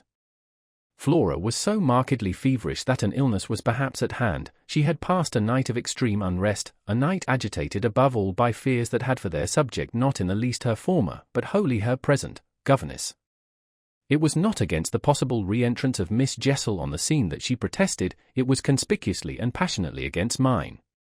I was promptly on my feet, of course, and with an immense deal to ask, the more that my friend had discernibly now girded her loins to meet me once more. This I felt as soon as I had put to her the question of her sense of the child's sincerity as against my own. She persists in denying to you that she saw, or has ever seen, anything. My visitor's trouble, truly, was great. Ah, miss, it isn't a matter on which I can push her. Yet it isn't either, I must say, as if I much needed to. It has made her, every inch of her, quite old. Oh, I see her perfectly from here. She resents, for all the world like some high little personage, the imputation on her truthfulness and, as it were, her respectability. Miss Jessel indeed, she. Ah, she's respectable, the chit. The impression she gave me there yesterday was, I assure you, the very strangest of all. It was quite beyond any of the others. I did put my foot in it. She'll never speak to me again. Hideous and obscure as it all was, it held Mrs. Groves briefly silent, then she granted my point with a frankness which, I made sure, had more behind it. I think indeed, miss, she never will. She do have a grand manner about it. And that manner, I summed it up, is practically what's the matter with her now. Oh, that manner, I could see in my visitor's face, and not a little else besides. She asks me every 3 minutes if I think you're coming in. I see, I see. I, too, on my side, had so much more than worked it out. Has she said to you since yesterday, except to repudiate her familiarity with anything so dreadful, a single other word about Miss Jessel? Not one, miss. And of course you know, my friend added, I took it from her, by the lake, that, just then and there at least, there was nobody. Rather. And, naturally, you take it from her still. I don't contradict her. What else can I do? Nothing in the world. You've the cleverest little person to deal with. They've made them, their two friends, I mean, still cleverer even than nature did, for it was wondrous material to play on. Flora has now her grievance, and she'll work it to the end. Yes, miss, but to what end? Why, that of dealing with me to her uncle. She'll make me out to him the lowest creature. I winced at the fair show of the scene in Mrs. Groves's face. She looked for a minute as if she sharply saw them together. And him who thinks so well of you. He has an odd way, it comes over me now, I laughed, of proving it. But that doesn't matter. What Flora wants, of course, is to get rid of me. My companion bravely concurred. Never again to so much as look at you. So that what you've come to me now for, I asked, is to speed me on my way. Before she had time to reply, however, I had her in check. I've a better idea, the result of my reflections. My going would seem the right thing, and on Sunday I was terribly near it. Yet that won't do. It's you who must go. You must take Flora. My visitor, at this, did speculate. But where in the world? Away from here. Away from them. Away, even most of all, now, from me. Straight to her uncle. Only to tell on you. No, not only. To leave me, in addition, with my remedy. She was still vague. And what is your remedy? Your loyalty, to begin with. And then Miles's. She looked at me hard. Do you think he won't, if he has the chance, turn on me? Yes, I venture still to think it. At all events, I want to try. Get off with his sister as soon as possible and leave me with him alone. I was amazed, myself, at the spirit I had still in reserve, and therefore perhaps a trifle the more disconcerted at the way in which, in spite of this fine example of it, she hesitated. There's one thing, of course, I went on, they mustn't, before she goes, see each other for 3 seconds. Then it came over me that, in spite of Flora's presumable sequestration from the instant of her return from the pool, it might already be too late. Do you mean, I anxiously asked, that they have met? At this she quite flushed. Ah, miss, I'm not such a fool as that. If I've been obliged to leave her 3 or 4 times, it has been each time with one of the maids, and at present, though she's alone, she's locked in safe. And yet. There were too many things. And yet what? Well, are you so sure of the little gentleman? I'm not sure of anything but you. But I have, since last evening, a new hope. I think he wants to give me an opening. I do believe that, poor little exquisite wretch, he wants to speak. Last evening, in the firelight and the silence, he sat with me for 2 hours as if it were just coming. Mrs. Grose looked hard, through the window, at the grey, gathering day. And did it come? No, though I waited and waited, I confess it didn't, and it was without a breach of the silence or so much as a faint allusion to his sister's condition and absence that we at last kissed for good night. All the same, I continued, I can't, if her uncle sees her, consent to his seeing her brother without my having given the boy, and most of all because things have got so bad, a little more time. My friend appeared on this ground more reluctant than I could quite understand. What do you mean by more time? Well, a day or 2, really to bring it out. He'll then be on my side, of which you see the importance. If nothing comes, I shall only fail, and you will, at the worst, have helped me by doing, on your arrival in town, whatever you may have found possible. So I put it before her, but she continued for a little so inscrutably embarrassed that I came again to her aid. Unless, indeed, I wound up, you really want not to go. I could see it, in her face, at last clear itself, she put out her hand to me as a pledge. I'll go. I'll go this morning. I wanted to be very just. If you should wish still to wait, I would engage she shouldn't see me. No, it's the place itself. She must leave it. She held me a moment with heavy eyes, then brought out the rest. Your idea's the right one. I myself, miss.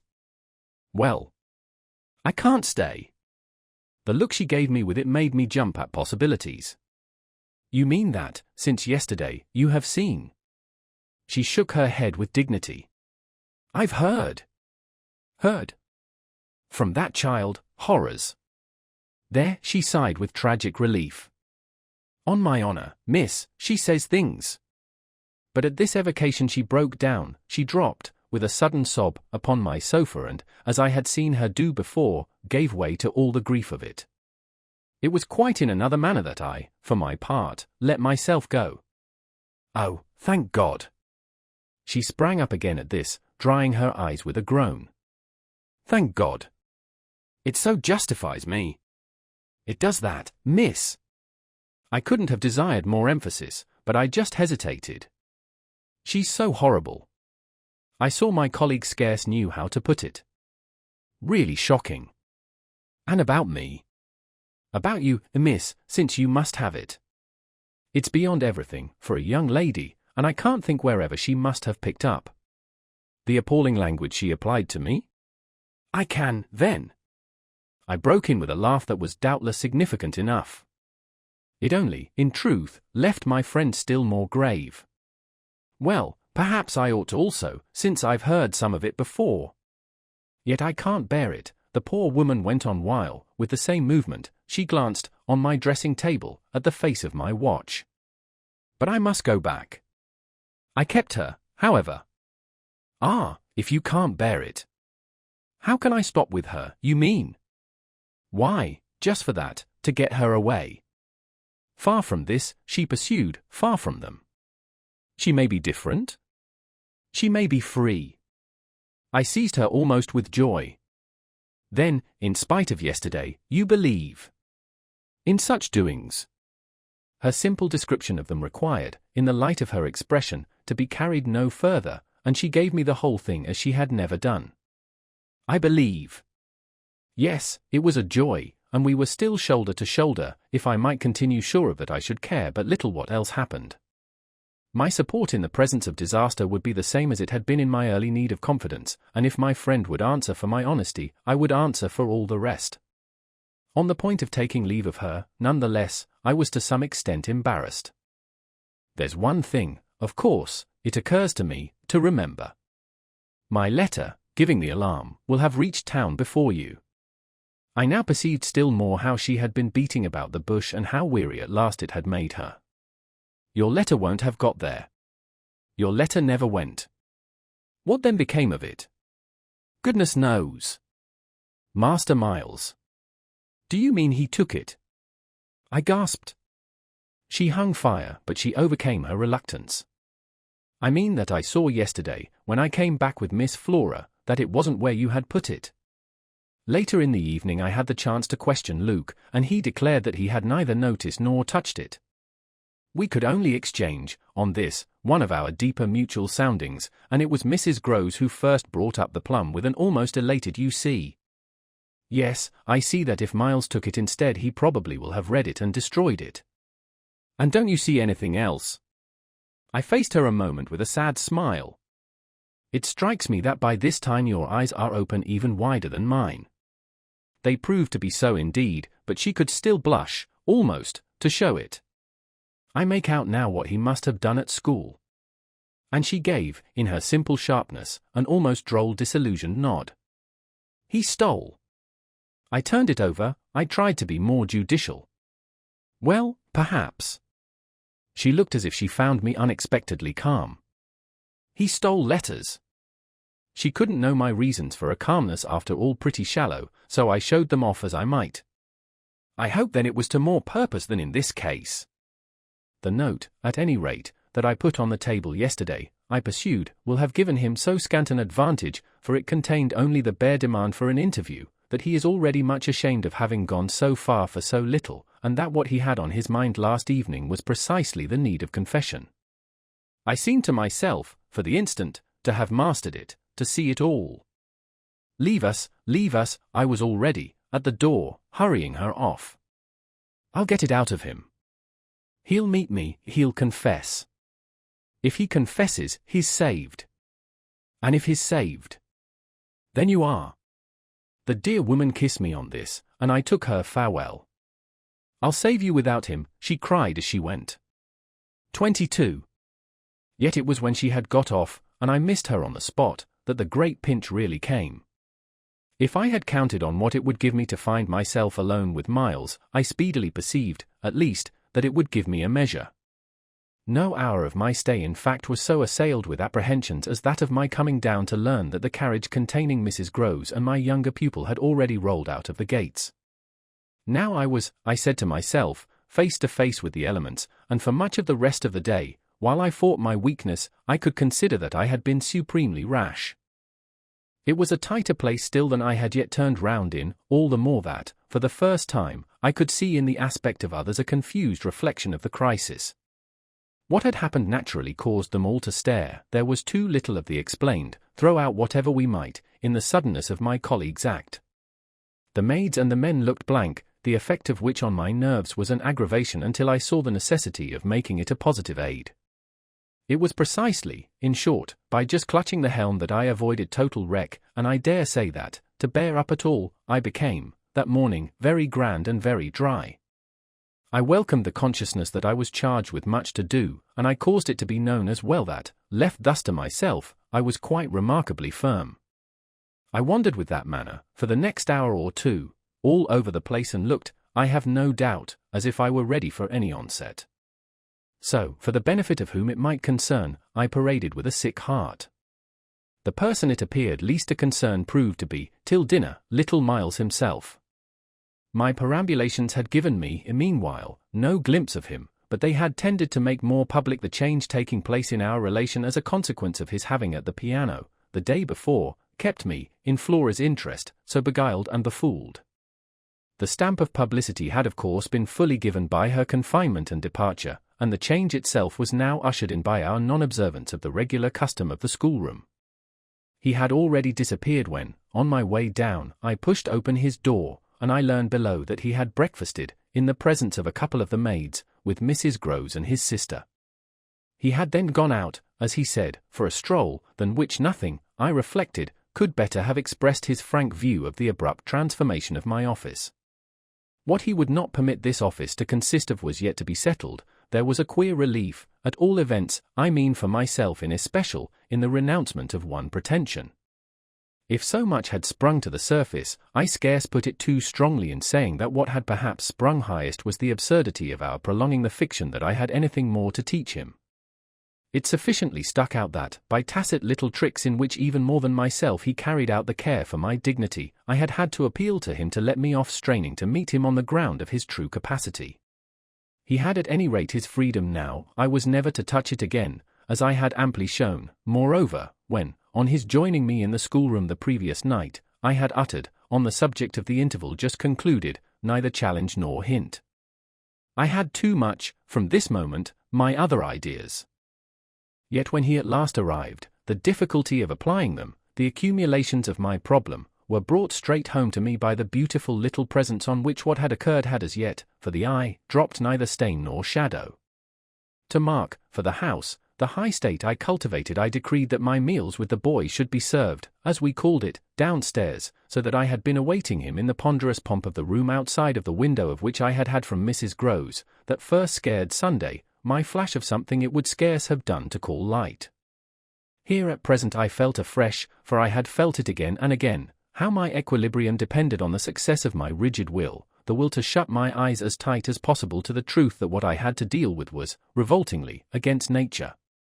I could only get on at all by taking nature into my confidence and my account, by treating my monstrous ordeal as a push in a direction unusual, of course, and unpleasant, but demanding, after all, for a fair front, only another turn of the screw of ordinary human virtue. No attempt, none the less, could well require more tact than just this attempt to supply, oneself, all the nature. How could I put even a little of that article into a suppression of reference to what had occurred? How, on the other hand, could I make reference without a new plunge into the hideous obscure? Well, a sort of answer, after a time, had come to me, and it was so far confirmed as that I was met, incontestably, by the quickened vision of what was rare in my little companion. It was indeed as if he had found even now, as he had so often found at lessons, still some other delicate way to ease me off. Wasn't there light in the fact which, as we shared our solitude, broke out with a specious glitter it had never yet quite worn, the fact that, opportunity aiding, precious opportunity which had now come, it would be preposterous, with a child so endowed, to forego the help one might wrest from absolute intelligence. What had his intelligence been given him for but to save him? Mightn't one, to reach his mind, risk the stretch of an angular arm over his character? It was as if, when we were face to face in the dining-room, he had literally shown me the way. The roast mutton was on the table, and I had dispensed with attendance. Miles, before he sat down, stood a moment with his hands in his pockets and looked at the joint, on which he seemed on the point of passing some humorous judgment. But what he presently produced was, I say, my dear, is she really very awfully ill? Little Flora? Not so bad but that she'll presently be better. London will set her up. Bligh had ceased to agree with her. Come here and take your mutton. He alertly obeyed me, carried the plate carefully to his seat, and, when he was established, went on. Did Bligh disagree with her so terribly suddenly? Not so suddenly as you might think. One had seen it coming on. Then why didn't you get her off before? Before what? Before she became too ill to travel. I found myself prompt. She's not too ill to travel, she only might have become so if she had stayed. This was just the moment to seize. The journey will dissipate the influence, oh, I was grand, and carry it off. I see, Miles, for that matter, was grand, too. He settled to his repast with the charming little table manner that, from the day of his arrival, had relieved me of all grossness of admonition. Whatever he had been driven from school for, it was not for ugly feeding. He was irreproachable, as always, today, but he was unmistakably more conscious. He was discernibly trying to take for granted more things than he found, without assistance, quite easy, and he dropped into peaceful silence while he felt his situation. Our meal was of the briefest, minor vain pretense, and I had the things immediately removed. While this was done, Miles stood again with his hands in his little pockets and his back to me, stood and looked out of the wide window through which, that other day, I had seen what pulled me up. We continued silent while the maid was with us, as silent, it whimsically occurred to me, as some young couple who, on their wedding journey, at the inn, feel shy in the presence of the waiter. He turned round only when the waiter had left us. Well, so we're alone. 23. Oh, more or less. I fancy my smile was pale. Not absolutely. We shouldn't like that. I went on. No, I suppose we shouldn't. Of course we have the others. We have the others, we have indeed the others, I concurred. Yet even though we have them, he returned, still with his hands in his pockets and planted there in front of me, they don't much count, do they? I made the best of it, but I felt WAN. It depends on what you call a much. Yes, with all accommodation, everything depends. On this, however, he faced to the window again and presently reached it with his vague, restless, cogitating step. He remained there a while, with his forehead against the glass, in contemplation of the stupid shrubs I knew and the dull things of November. I had always my hypocrisy of work, behind which, now, I gained the sofa. Steadying myself with it there as I had repeatedly done at those moments of torment that I have described as the moments of my knowing the children to be given to something from which I was barred, I sufficiently obeyed my habit of being prepared for the worst. But an extraordinary impression dropped on me as I extracted a meaning from the boy's embarrassed back, none other than the impression that I was not barred now. This inference grew in a few minutes to sharp intensity and seemed bound up with the direct perception that it was positively he who was. The frames and squares of the great window were a kind of image, for him, of a kind of failure. I felt that I saw him, at any rate, shut in or shut out. He was admirable, but not comfortable, I took it in with a throb of hope.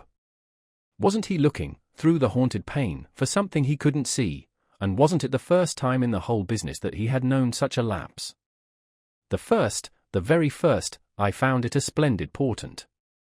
It made him anxious, though he watched himself, he had been anxious all day and, even while in his usual sweet little manner he sat at table, had needed all his small strange genius to give it a gloss. When he at last turned round to meet me, it was almost as if this genius had succumbed. Well, I think I'm glad Bligh agrees with me. You would certainly seem to have seen, these 24 hours, a good deal more of it than for some time before. I hope, I went on bravely, that you've been enjoying yourself. Oh, yes, I've been ever so far, all round about, miles and miles away. I've never been so free. He had really a manner of his own, and I could only try to keep up with him. Well, do you like it? He stood there smiling, then at last he put into 2 words, do you? More discrimination than I had ever heard 2 words contain. Before I had time to deal with that, however, he continued as if with the sense that this was an impertinence to be softened. Nothing could be more charming than the way you take it, for of course if we're alone together now it's you that are alone most. But I hope, he threw in, you don't particularly mind having to do with you? I asked. My dear child, how can I help minding? Though I've renounced all claim to your company, you are so beyond me, I at least greatly enjoy it. What else should I stay on for? He looked at me more directly, and the expression of his face, graver now, struck me as the most beautiful I had ever found in it. You stay on just for that? Certainly. I stay on as your friend and from the tremendous interest I take in you till something can be done for you that may be more worth your while. That needn't surprise you. My voice trembled so that I felt it impossible to suppress the shake. Don't you remember how I told you, when I came and sat on your bed the night of the storm, that there was nothing in the world I wouldn't do for you? Yes, yes. He, on his side, more and more visibly nervous, had a tone to master, but he was so much more successful than I that, laughing out through his gravity, he could pretend we were pleasantly jesting. Only that, I think, was to get me to do something for you. It was partly to get you to do something, I conceded. But, you know, you didn't do it. Oh, yes, he said with the brightest superficial eagerness, you wanted me to tell you something. That's it. Out, straight out. What you have on your mind, you know. Ah, then, is that what you've stayed over for? He spoke with a gaiety through which I could still catch the finest little quiver of resentful passion, but I can't begin to express the effect upon me of an implication of surrender even so faint. It was as if what I had yearned for had come at last only to astonish me. Well, yes, I may as well make a clean breast of it, it was precisely for that. He waited so long that I supposed it for the purpose of repudiating the assumption on which my action had been founded, but what he finally said was, "Do you mean now, here? There couldn't be a better place or time." He looked round him uneasily, and I had the rare, the queer, impression of the very first symptom I had seen in him of the approach of immediate fear. It was as if he were suddenly afraid of me, which struck me indeed as perhaps the best thing to make him. Yet in the very pang of the effort I felt it vain to try sternness, and I heard myself the next instant so gentle as to be almost grotesque. "You want so to go out again?" "Awfully." He smiled at me heroically, and the touching little bravery of it was enhanced by his actually flushing with pain. He had picked up his hat, which he had brought in, and stood twirling it in a way that gave me, even as I was just nearly reaching port, a perverse horror of what I was doing. To do it in any way was an act of violence, for what did it consist of but the obtrusion of the idea of grossness and guilt on a small helpless creature who had been for me a revelation of the possibilities of beautiful intercourse? Wasn't it base to create for a being so exquisite a mere alien awkwardness?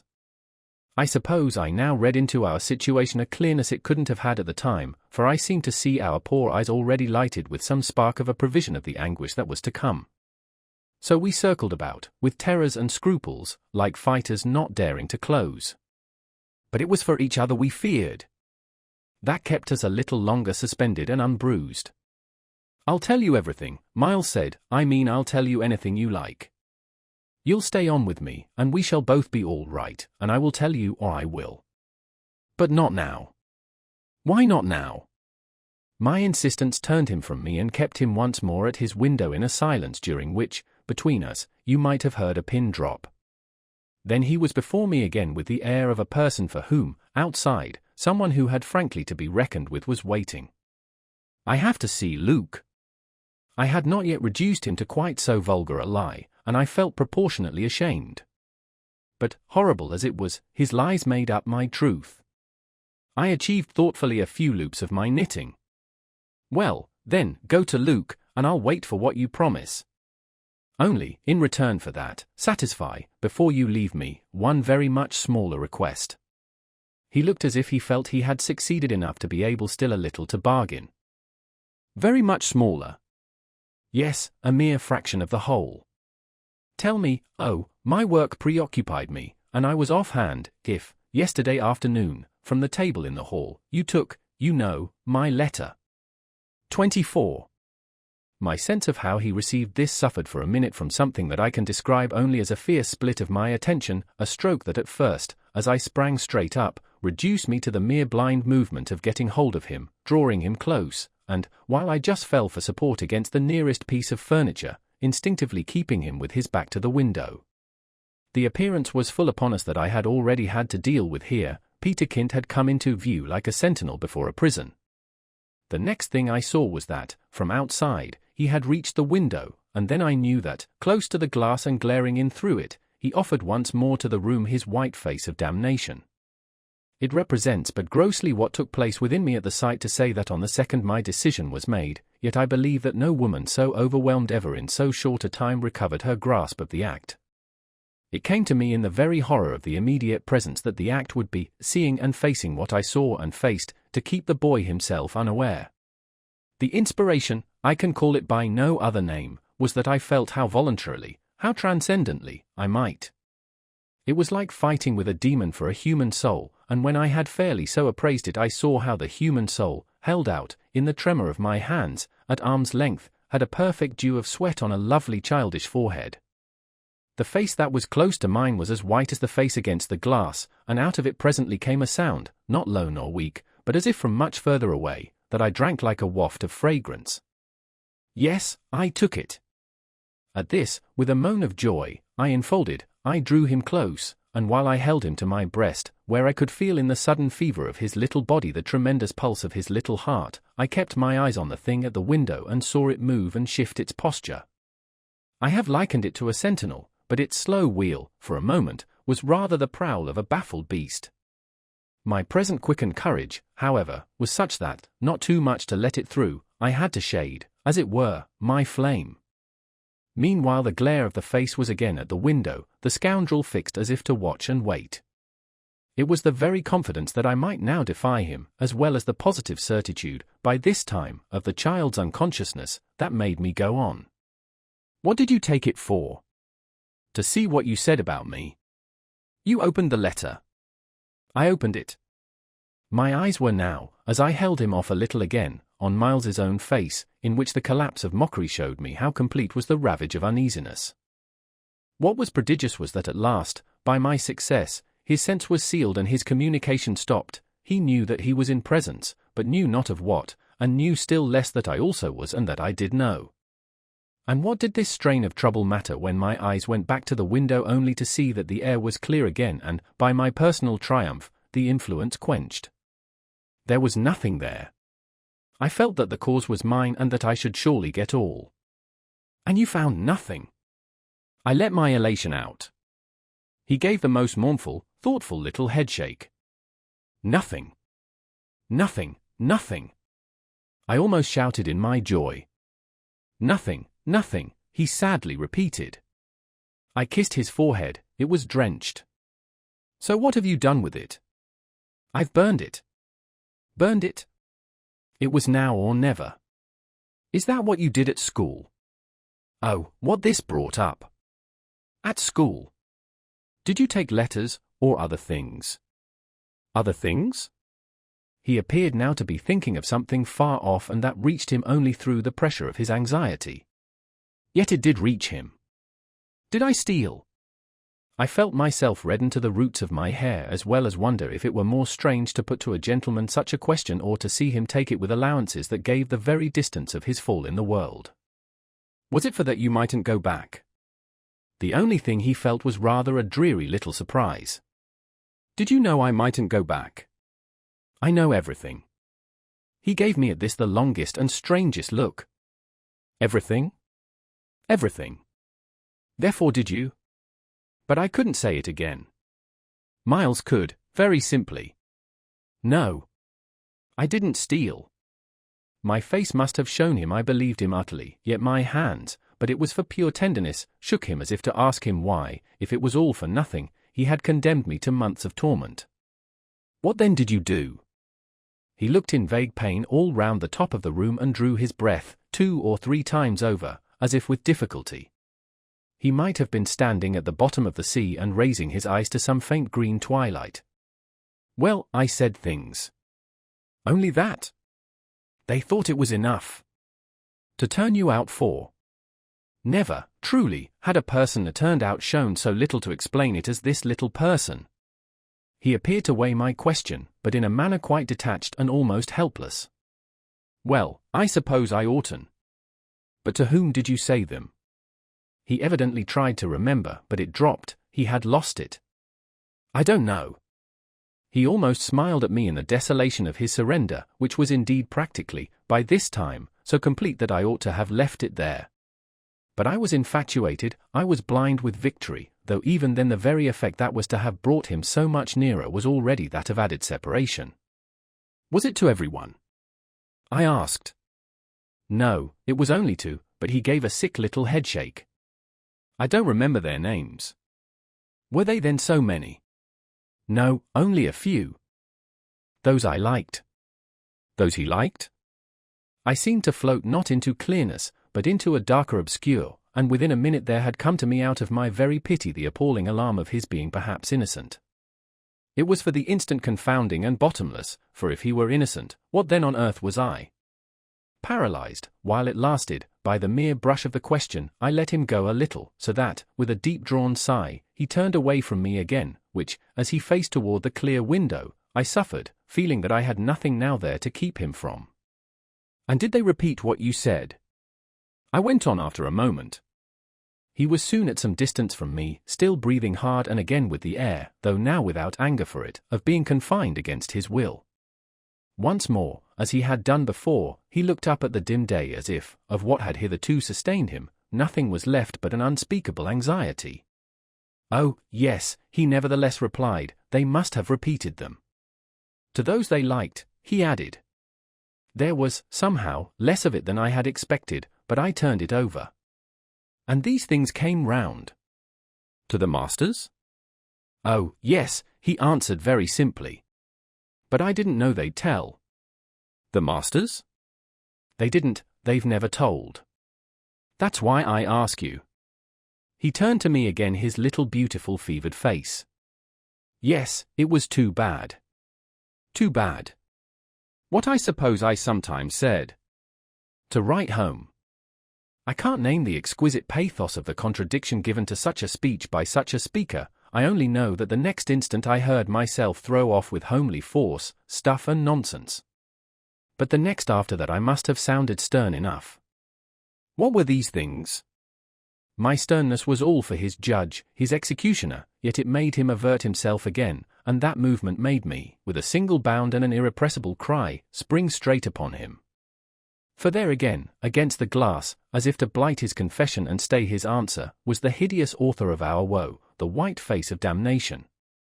I felt a sick swim at the drop of my victory and all the return of my battle, so that the wildness of my veritable leap only served as a great betrayal. I saw him, from the midst of my act, meet it with a divination, and on the perception that even now he only guessed, and that the window was still to his own eyes free, I let the impulse flame up to convert the climax of his dismay into the very proof of his liberation. No more, no more, no more. I shrieked, as I tried to press him against me, to my visitant. Is she here? Miles panted as he caught with his sealed eyes the direction of my words. Then as his strange she staggered me and, with a gasp, I echoed it, Miss Jessel, Miss Jessel, he with a sudden fury gave me back. I seized, stupefied, his supposition, some sequel to what we had done to Flora, but this made me only want to show him that it was better still than that. It's not Miss Jessel. But it's at the window, straight before us. It's there, the coward horror, there for the last time. At this, after a second in which his head made the movement of a baffled dog's on a scent and then gave a frantic little shake for air and light, he was at me in a white rage, bewildered, glaring vainly over the place and missing wholly, though it now, to my sense, filled the room like the taste of poison, the wide, overwhelming presence. It's he? I was so determined to have all my proof that I flashed into ice to challenge him. Whom do you mean by he? Peter Kint, you devil! His face gave again, round the room, its convulsed supplication. Where? They are in my ears still, his supreme surrender of the name and his tribute to my devotion. What does he matter now, my own, what will he ever matter? I have you, I launched at the beast, but he has lost you forever. Then, for the demonstration of my work, there, I said to Miles. But he had already jerked straight round, stared, glared again, and seen but the quiet day. With the stroke of the loss I was so proud of he uttered the cry of a creature hurled over an abyss, and the grasp with which I recovered him might have been that of catching him in his fall. I caught him, yes, I held him, it may be imagined with what a passion, but at the end of a minute I began to feel what it truly was that I held. We were alone with the quiet day, and his little heart, dispossessed, had stopped.